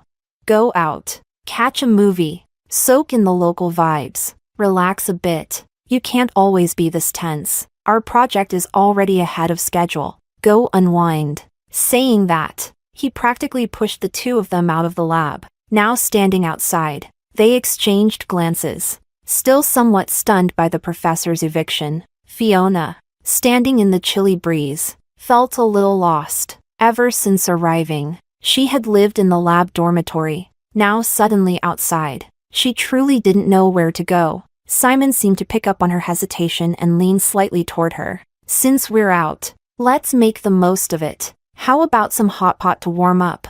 Fiona nodded. After a day of experiments, she was indeed hungry. The town's most famous hot pot place was right next to a bar. People often had hot pot and then headed to the bar for some blues and a drink. Both places were owned by the same savvy businessman. As Fiona walked past the bar entrance, the music caught her attention. She paused, gazing inside, unaware that Martin was sitting right inside that very bar. Chapter 21. Martin wasn't there to savor the drinks, he was there to drown in them. Beside him sat a row of empty bottles, and the once cherished lisianthus bouquet had been discarded carelessly to the side. A blonde woman approached him, speaking clumsy Chinese. Why are you drinking alone? She deliberately positioned herself in front of him, blocking his view of the outside, and more importantly, preventing anyone outside from seeing him. Martin couldn't even be bothered to lift his eyes. Scram! The woman was undeterred, swaying her alluring figure closer, trying to seduce Martin. Drinking alone is so boring, it's always better with two people, ah. Before she could finish, Martin grabbed her wrist with a brutal force, twisting it sharply. There was no mercy in his grip, it was as if he wanted to snap her bones. The woman screamed, begging for mercy. I'm sorry, I won't do it again. Please let go. I swear I won't bother you anymore. His eyes filled with a dangerous glint. I said, scram. When Martin finally released her, she fled like a startled bird, disappearing into the crowd in panic. No one dared approach him again. Who would risk provoking a man with such a murderous aura? Meanwhile, in the hot pot restaurant next door, Fiona and Simon had already sat down and started ordering. The hot, Steamy atmosphere was much warmer than the cold outside. Simon poured Fiona a cup of hot milk tea. "Drink this first. It'll warm you up." Fiona accepted it politely. "Thank you, Senior." Simon smiled bitterly inside. Seems like he still had a long way to go. "No need to thank me. So, any plans for the holidays?" Fiona stared blankly into the steam rising from the hot pot. Plans? Other than the 3 years abroad, she had always spent this time with Martin. They would tour cities in China, enjoying the Lunar New Year atmosphere, iron flower performances, skiing, watching Xian in the snow. Ever since adulthood, she never really thought about how she wanted to spend the new year. If the professor hadn't pushed her out today, she would have stayed in the lab running experiments. She looked at Simon and shook her head honestly. "I really haven't thought about it." Simon chuckled. "Well then, let's think while we eat. And if you still don't have any plans afterward, I know there's a lion dance at Chinatown. If you're interested, we can go together." When Fiona was 18, her parents had died in an accident. Before that, they would always take her back to their hometown for the new year. The festive spirit in the countryside was always stronger than in the city. There would always be lion dances in the village square. Thinking of that, Fiona's eyes grew misty. She missed her parents so much. If they were still alive, and saw how she had been hurt so badly in a relationship, they would surely feel heartbroken for her. Simon noticed her sudden melancholy and carefully asked, "Did I say something wrong?" Fiona quickly shook her head. "No, not at all. I'd like to see the lion dance." "Great. Let's go together." After dinner, when they paid the bill, the owner handed them a coupon for the bar next door. The two exchanged a smile. Simon waved the coupon. "Want to check it out?" Fiona nodded lightly. "Sure." They had just reached the entrance when a drunken man stumbled out, clutching a wilted bouquet of lisianthus in his arms. Chapter 22. As they brushed past, Simon instinctively pulled Fiona into his arms to shield her. Martin, staggering from drinking too much, wobbled as he walked past them. He glanced sideways absent-mindedly, then continued forward, but after a few steps, he abruptly stopped. His foggy gaze cleared in an instant. That man had been shielding a woman, and that woman looked just like his Fiona. Martin immediately turned back and forcefully pulled Simon aside. Without the shield, Fiona and Martin's eyes locked. Both froze for a brief second. Martin instinctively reached out, wanting to touch her, but Simon reacted quickly, trying to pull Fiona away again. Martin, seething with rage, threw a punch directly at Simon's face. "Who the fuck told you to touch her?"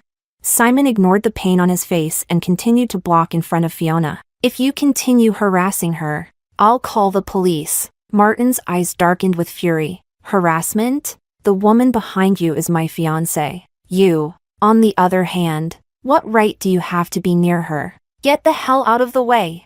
He shoved Simon hard. Even though Martin had been drinking, his strength was undiminished, especially now that he saw Fiona. The only thought dominating his mind was, get close to her. Martin was never one to back down, especially when it came to Fiona. He didn't even know what yielding meant. But today, he didn't want to create a scene in front of her. He tried to suppress his rage. "I don't want to fight you.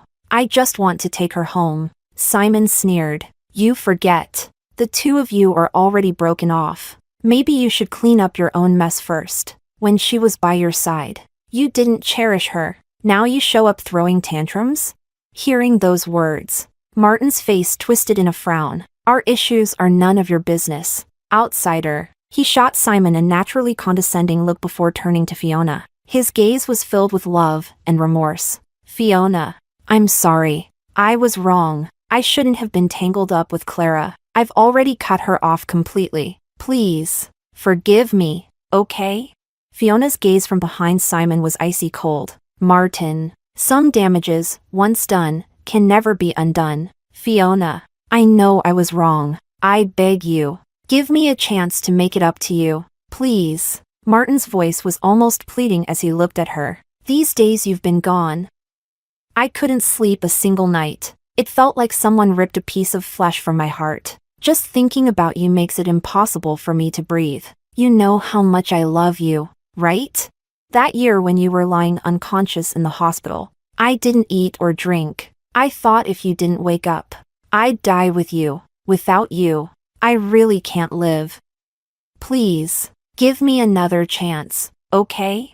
Fiona's lips curled into a mocking smile. Oh, I know how much you love me. You love me so much that while planning our wedding, you were fucking another woman in our wedding house. You love me so much that while lying about working overtime, you were in Clara's bed. From the moment I left for a 1-month training abroad to develop a treatment for your insomnia, you were already sleeping with Clara, and you kept lying to me over and over again. Fiona stared at Martin, enunciating every word. Martin, your kind of love? I can't afford it. And you are filthy. Chapter 23. Martin's eyes turned bloodshot upon hearing Fiona's ruthless words. His heart convulsed in sharp agony, causing him to stagger backward. It finally dawned on him.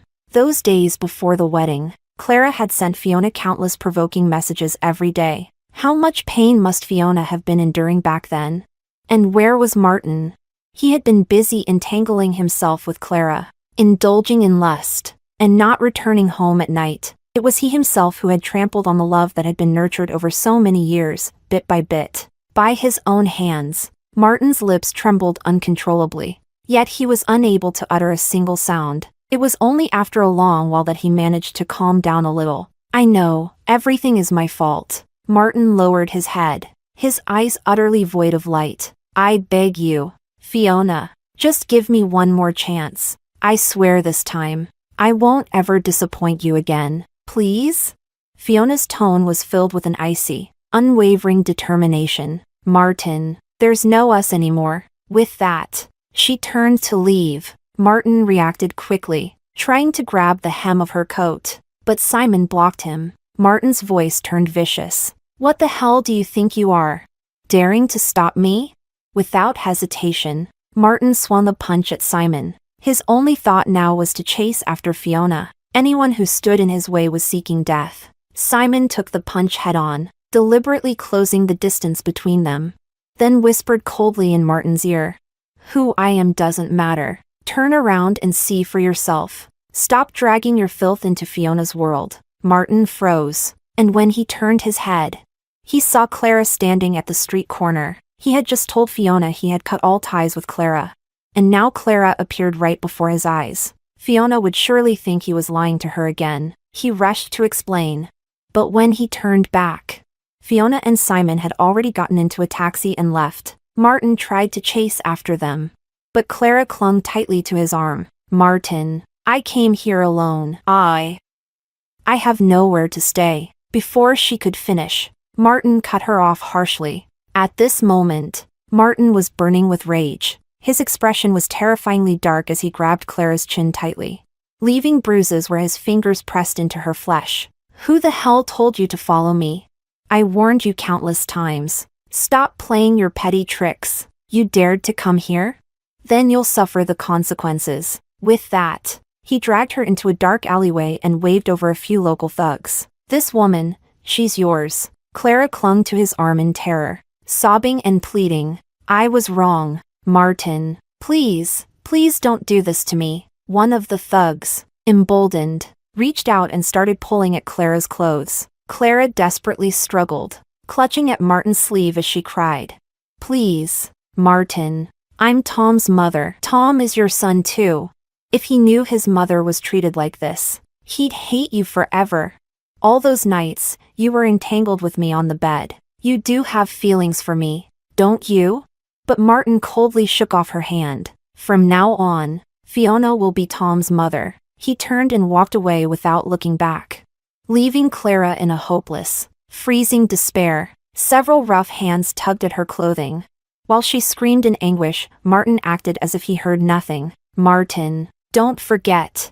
I look so much like Fiona. I'm her substitute. If they humiliate me, it's no different from humiliating Fiona. Chapter 24. Clara's coat was quickly ripped off by the men. She struggled desperately, her screams and pleas falling on deaf ears. They were about to tear at her inner garments when a swift, ruthless kick sent the thug sprawling. Martin had returned. His icy gaze swept over the men as he spat out a single word.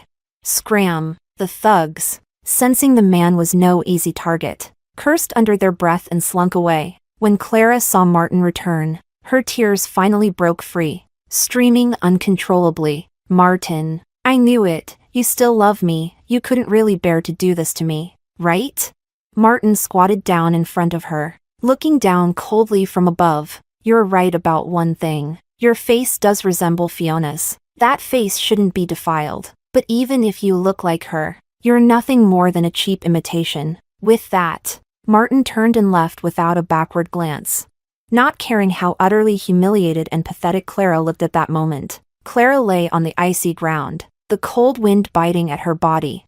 But none of it compared to the coldness festering inside her heart. She finally understood. She had always been a joke, a plaything Martin could summon or discard at will. Clara had foolishly believed that after these 3 years by his side, she would at least have carved out a little place in his heart. But now it was clear, it had all been self-deception. No matter how much she flattered him, no matter how she tried to make him happy, it could never compare to those 3 words. Fiona Sue. Clara clenched her fists so tightly that her nails dug into her flesh. But she didn't feel the pain. She had nearly been violated, simply because she had followed him here and appeared in front of Fiona. And this was Martin's punishment. She hated Fiona. She hated Martin. Her eyes filled with hatred. Fine then. If she couldn't have happiness, no one else would either.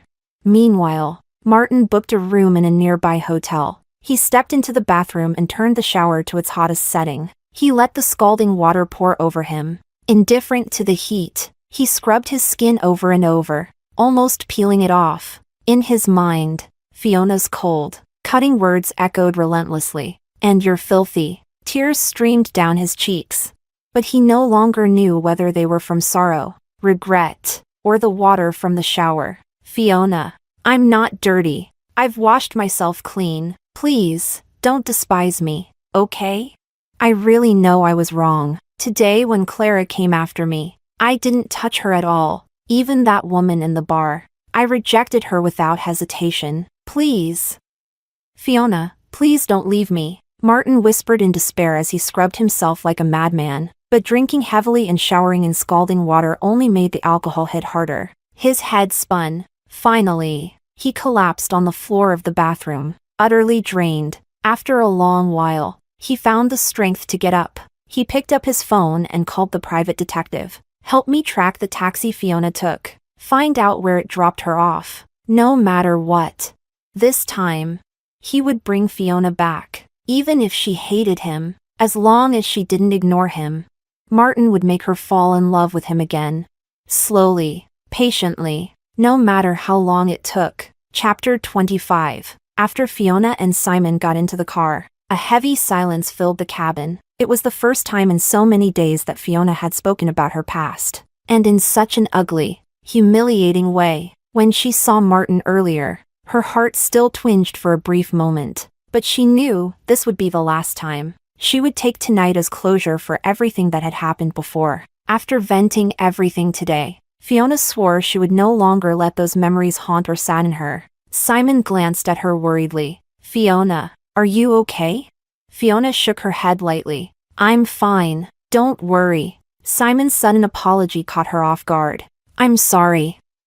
I shouldn't have said those things today. I just didn't want him to keep pestering you." Fiona blinked, feeling puzzled by his words. She thought back carefully. Earlier, Simon had told Martin they were already broken off, but she never told anyone in the lab about that. Not even when the professor asked. She'd always brushed it off with excuses. So how did Simon know? She stared at him intently. "Simon, how did you know I broke off the engagement with Martin?" Simon's eyes flickered for a moment. "I followed your Weibo when you released that sleep aid drug. I saw it on your posts." Fiona froze. She hadn't realized someone from the lab might have seen those disgraceful posts. Simon seemed to guess her thoughts and offered some comfort. "I didn't bring it up before because I didn't want you to overthink it, but I think you did the right thing. Those who do wrong deserve to be punished, don't they?" Fiona didn't expect him to think that way. When she turned her head, she met Simon's gentle gaze. They exchanged a faint smile. Simon's tone softened. "The past is over. The future will only get brighter." Fiona nodded with a smile. "Yes, It's all in the past now. From now on, Martin would be nothing but a passerby in her life. Everything they had, she would let the wind scatter it, no matter how deep their feelings once were. From the moment she caught Martin cheating, everything had crumbled. She used to feel pain. But today, when she saw Martin, Fiona realized she truly no longer loved him. After checking in near Chinatown, she and Simon planned to watch the lion dance in the morning. Meanwhile, Martin, lying in bed sleepless, received new information. Mr. Fu, this is Miss Sue's hotel info. She checked in with a man named Simon. Martin's gaze locked onto the message, jealousy blazing in his eyes like a raging inferno. Simon, good. Martin clenched his fists so hard they trembled. He wanted to tear Simon apart on the spot. He slammed a punch into the hotel wall, his gaze radiating murderous intent. Simon, huh? Good. I'll show you the price of coveting my woman. Martin didn't sleep at all. He grabbed his coat and stormed out of the hotel. In the middle of the night, he scoured the streets until he finally bought a used car from a drunk middle-aged man outside a bar, clutching the keys tightly. He couldn't wait any longer. He drove straight toward Fiona's hotel. Chapter 26. At that moment, Fiona was already sound asleep, completely unaware of just how insane Martin had become. Until the dead of night, someone pounded violently on her hotel room door. Startled awake, Fiona's heart skipped a beat. Then she heard Martin's voice from outside, filled with desperation and madness. Her face twisted in irritation. Standing behind the door, Fiona spoke coldly. Martin, haven't I already made it clear to you? We're done, long done. But Martin didn't care about her words. He kept begging for her to open the door, pleading for just a chance to see her. Fiona, let's talk, okay? Please, don't be so heartless, just see me once, please. Before Fiona could respond, other hotel guests did it for her. Hey, what the hell? It's the middle of the night. If you want to argue, take it outside. Let people sleep. Simon, whose room was nearby, was also awakened by the commotion. Realizing something was wrong, he rushed out. Seeing Martin there, he hadn't expected him to go this far. What the hell are you doing here? Martin scoffed. What I'm doing is none of your business. But you, who the hell gave you the right to get close to Fiona? Without warning, Martin swung at Simon. Simon blocked it, and the two men scuffled violently in the hallway. Fiona, upon hearing Simon's voice, hurried to open her door. She knew Martin's possessiveness. With Simon involved, things would only spiral out of control, but everything happened too fast. Before she could intervene, the hotel security arrived and forcibly separated the two. The three of them were brought to the hotel's lounge. A stern-faced guard glared at them. Do you all even know where you are? Fighting in a hotel? You realize how serious this could get? You're lucky the guests who reported you are all fellow countrymen. They called us instead of the cops. He paused, his tone even sharper. You two are grown men. You're in a foreign country. And this is how you behave? Fighting over a woman? Do you want to be laughed at by the whole town?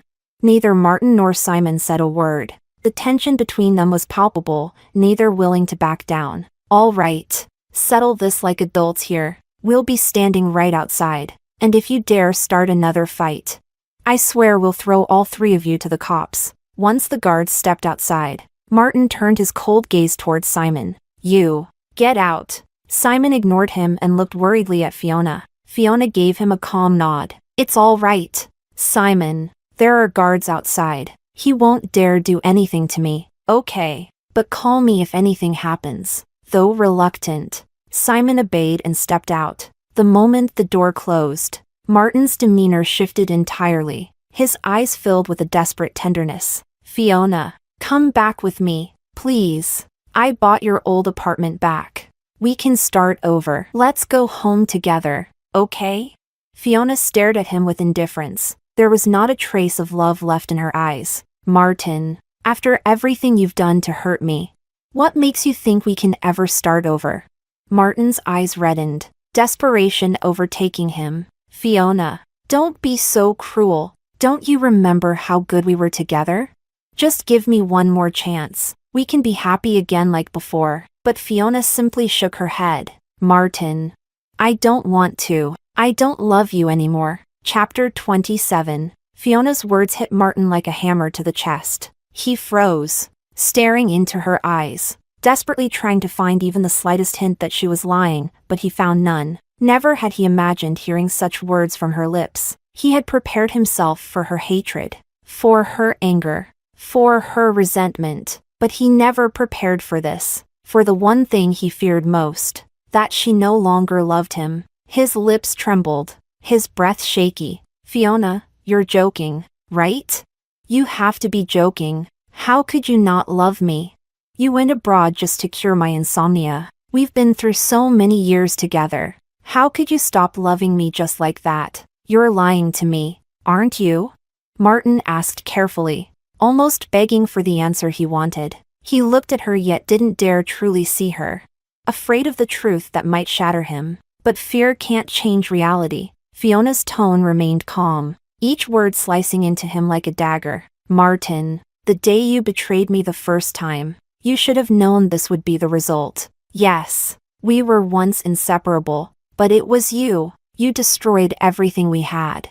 You betrayed me again and again until we grew farther and farther apart. Some wounds can't be healed. Just like a shattered mirror, it can never return to what it once was. Fiona's words were like sharp glass, cutting deep into his heart. Martin stepped forward anxiously, wanting to grab her, yet his hands hovered in hesitation. Fiona, a broken mirror can be pieced back together. Please, give me a chance. We can mend what's broken. We can be whole again. I'll do anything. Fiona, anything. Please. Fiona looked at the man before her, once so high above, now groveling at her feet. But her heart was completely unmoved. Martin, even if you manage to glue the mirror back together, the cracks will remain. The slightest pressure will make it shatter all over again, cutting the hands that try to hold it. Just like us. There's too much resentment between us now. We can never go back. No matter how much he pleaded,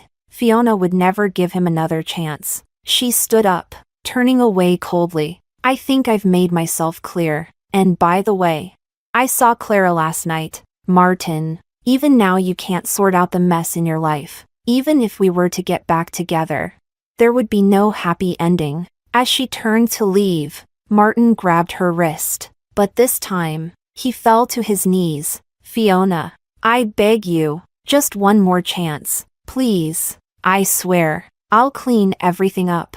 I'll make sure Clara never appears before us again. Fiona shook off his hand without hesitation. She looked down at him from above, eyes as cold as ice. Martin, I've said everything I needed to say. You're really making this pathetic. No one is indispensable. Just like when I went abroad, you lived perfectly fine. You had Clara. You slept well. It was never about me. Keep your hollow promises to yourself. We're adults. No need to make this uglier than it already is. Before Martin could react, Fiona opened the door and left without looking back. The room fell silent. Only Martin remained, slumped on the floor. Her few words were like blades, slicing his heart open, making him feel as if his flesh was being carved away bit by bit. She no longer trusted him. His apologies, his begging, they were all futile. Martin finally realized. He and Fiona were truly over. Chapter 28. But Martin couldn't accept that outcome. Just the thought that Fiona's name would no longer be connected to his, that it might even appear in another man's family registry, made him feel like he couldn't breathe. Fiona only heard his words, but she couldn't feel his actions, which is why she labeled him a hypocrite. But Martin knew that every word he spoke came from the depths of his heart. If it were possible, he would have torn out his heart and shown it to Fiona, so she could see that every corner of it was filled only with her. Yes, if she didn't believe him, he would prove it. He would prove with actions how much he loved her, show his determination to win her back. After leaving the lounge, Martin also booked a room in the same hotel. He had made up his mind, wherever Fiona went these days, he would follow. Martin would make Fiona understand that no one loved her more than he did. The next morning, they were awakened by the bustling sound of drums. The festival in Chinatown was in full swing,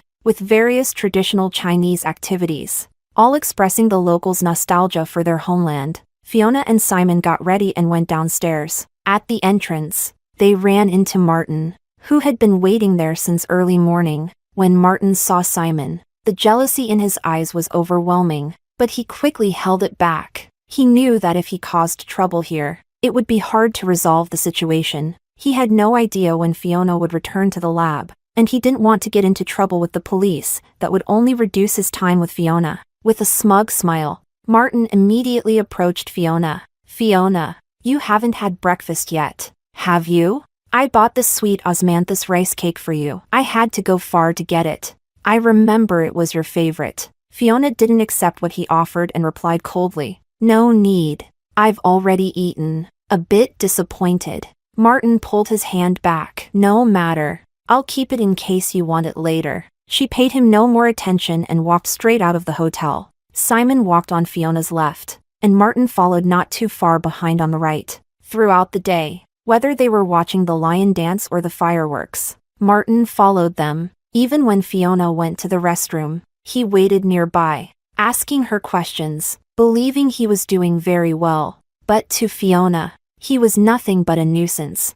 By the end of the day, Fiona was not happy but physically and mentally exhausted. She never thought Martin would go this far. Though knowing his character, it wasn't all that surprising that he'd do something like this. Throughout the day, she barely spoke to Simon. Martin was like a ticking time bomb, ready to explode at any moment. This new year was unbearable for her. All she wanted was to go back to the lab as soon as possible. While she was thinking that, Simon sent her a message. "Do you want to go for a walk the next few days?"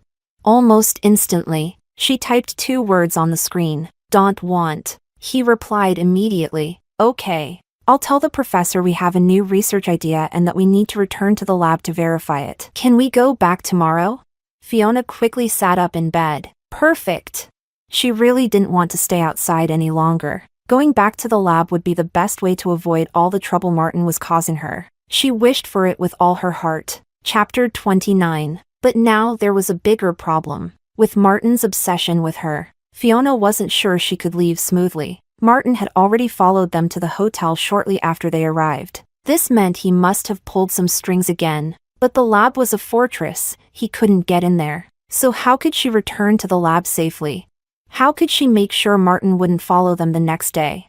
After thinking it over, only one plan seemed feasible, using the element of time difference. She quickly sent Simon a message. "Simon, we leave at dawn. Be quiet." Simon immediately understood and replied with a simple okay. They waited until midnight with difficulty. Fiona quietly left her room. Tiptoeing, she saw Simon waiting in the hallway. Also moving carefully, they exchanged a small smile. "Let's go. I've arranged a car to pick us up." Fiona nodded, smiling faintly. "Good." But as soon as they reached the stairwell, Martin appeared, blocking them. His expression was dark and terrifying.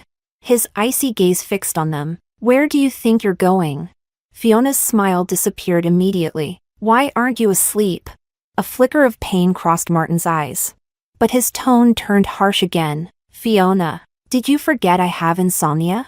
But you too. What are you doing sneaking out at this hour?" Simon replied calmly. "Fiona didn't eat enough earlier.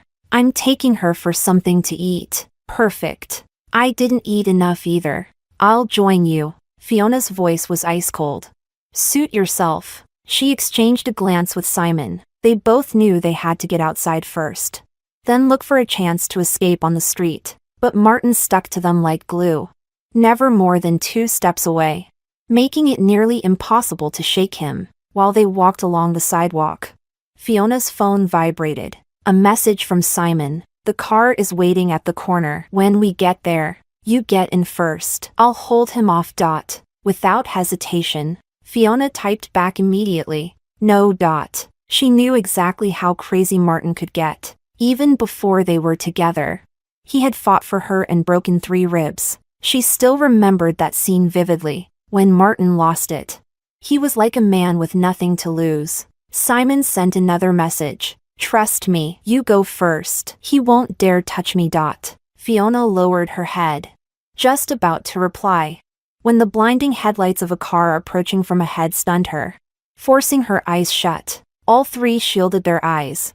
But the car didn't dim its lights. Instead, it sped up. Heading straight toward them, they instinctively jumped to the side of the road. Meanwhile, in the car, Clara, blinded by rage and hatred, had completely lost her sanity. There was only one thought in her mind. She had to make Fiona die. Go to hell, all of you. She suddenly turned the steering wheel sharply to the left. The car, which had been driving straight, suddenly veered, speeding toward the left side of the road. Fiona and the others, standing in front of a shop by the roadside, were completely unprepared for this. The car accelerated to the maximum, charging directly at the three of them. Watch out! Chapter 30. At the critical moment, Fiona distinctly felt someone shove her hard. Simon also reacted quickly, using the momentum to drag her forcefully out of the car's trajectory. The next second, the vehicle rammed violently into the shop wall, smashing through it with a deafening crash. Martin, caught between the car and the wall, was instantly crushed into a bloody mess. Clara, in the driver's seat, was knocked unconscious the moment the car smashed into the wall, her foot still pinned on the accelerator. The car's front crumpled like paper. Judging by the brutal impact, Clara's fate was likely sealed as well. Still reeling from the shock, Fiona forcibly pushed down her swirling emotions. Call emergency services now. I'm on it. Simon quickly dialed the number. Fiona's hands trembled violently as she ran to the wreckage, trying desperately to open the car door, but the vehicle was mangled beyond recognition. The driver's side was sealed shut. She then tried to push the car back, but with her strength, it was impossible. Martin, clinging to his last breath, saw Fiona struggling to save him, and a faint, bloody smile tugged at the corner of his lips. With a voice barely audible, he murmured, "Fiona, I wasn't lying. I've only ever loved you in this life." Before he could finish, Martin lost consciousness completely. "Martin, stay with me. Don't you dare fall asleep." Despite all the hatred and resentment, in this moment, Fiona pushed all those feelings aside. Human instinct at the brink of life and death was honest. Martin had truly risked his life for her. He could have escaped. He was standing at the edge. But he had chosen to shield her instead. Fiona's long-frozen heart clenched in pain as she looked at the man unconscious in front of her. Simon, having finished the call, rushed over to help, joining her in the futile effort to move the car. She gritted her teeth, using every ounce of her strength. Even as her hands became raw and bloodied, she ignored the pain. "Martin, you can't die." Simon didn't try to stop her, choosing instead to silently help her move the car until the rescue team arrived. It wasn't until then that they were finally able to pull the car away. Only then did Fiona see. Martin's legs were impaled by shards of metal and car parts, his body and head badly battered. The pool of blood under him was horrifying. Fiona followed the ambulance to the hospital, sitting silently outside the operating room, her lowered gaze hiding her emotions. Her trembling hands clenched tightly, her injured palms bleeding anew as she rubbed them raw. Yet she didn't seem to feel it at all. After settling the payments and handling all the paperwork, Simon returned to find her sitting there, his eyes filled with worry and heartache. He sat beside her, his voice gentle and patient. "Fiona, let's get your hands treated first, okay?" Fiona shook her head. She refused to leave. She had to wait here. Seeing that she couldn't be persuaded, Simon could only accompany her in silence outside the surgery room. Hours passed. Finally, the lights above the operating room flicked off. The doctor stepped out. Fiona immediately rushed forward. "How is he? Is he okay?" The doctor looked at her and sighed, shaking his head. Chapter 31. Fiona almost couldn't stand when she heard the doctor's words. If not for Simon catching her, she would have collapsed right there. Above her head, the doctor's calm yet cruel words echoed. The woman suffered severe cervical spine trauma.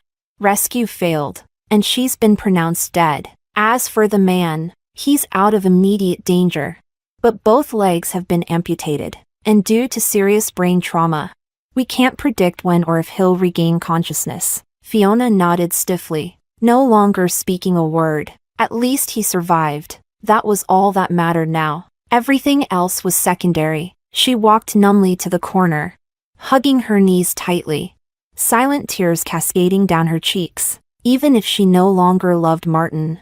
After all those years of shared history, seeing him reduced to such a state, she couldn't truly feel indifferent. After all, human hearts are made of flesh. When Martin was transferred from ICU to a regular ward, Fiona stayed by his bedside. She hadn't yet told Fu Grandma about Clara and Martin's accident. She feared the old woman wouldn't be able to bear it. During the Lunar New Year, Fiona quietly lit a prayer lantern in the hospital room for Martin. Looking at the now frail man lying in bed, she whispered softly, "Martin, wake up soon." She didn't want to owe him for life. Once Martin's condition stabilized, Fiona requested leave from the lab and took him back to the Fu family estate. Upon seeing her only grandson in such a state, Fu Grandma was overwhelmed with grief and fainted on the spot. But she was tougher than Fiona had imagined. When she awoke, she immediately sealed off all news, claiming to the outside world that Martin had injured his legs playing basketball and would now handle all company affairs from home. Fu Grandma quickly reverted to the iron-willed woman she had always been,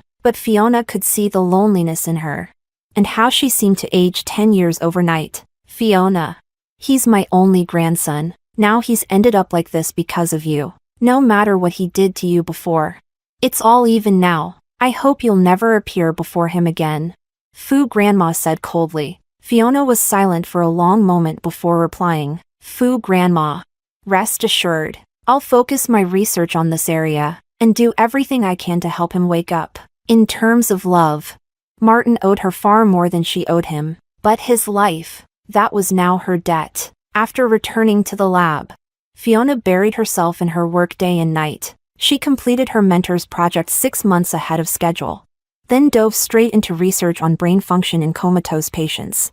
Practically living inside the lab, more than once, she forgot to eat and collapsed from stomach pain. No matter how much her mentor and Simon tried to persuade her, it was all in vain. All they could do was quietly support her. 2 years later, Fiona finally developed a drug that could help awaken coma patients. She sent the drug back to China and administered it to Martin. The results were immediate. Within days, he could move his fingers. Fiona stayed on to monitor and record the clinical data. A month later, Martin opened his eyes. The first thing he saw was Fiona, but his gaze was cold and distant. He lifted his head, his eyes sharp and merciless as he stared at her. "If I remember correctly, we broke off our engagement long ago. I'm already in love with someone else. Don't show up in front of me again. Get lost." What Fiona couldn't see was that under the covers, his fists were clenched so tight, his nails dug into his flesh. Only sheer willpower keeping him from breaking down completely. Fiona stared at him for a long while, then silently turned and walked out of the room. After she left, the room echoed with the sound of Martin's suppressed sobbing. No longer able to hold back the flood of emotion, now legless and broken, he was nothing more than a shattered man. Fiona understood his pride. From now on, Martin would never cling to her again, and she no longer owed him anything. In this lifetime, they would never see each other again. Whether it was once deep love, or painful entanglement, everything ended here.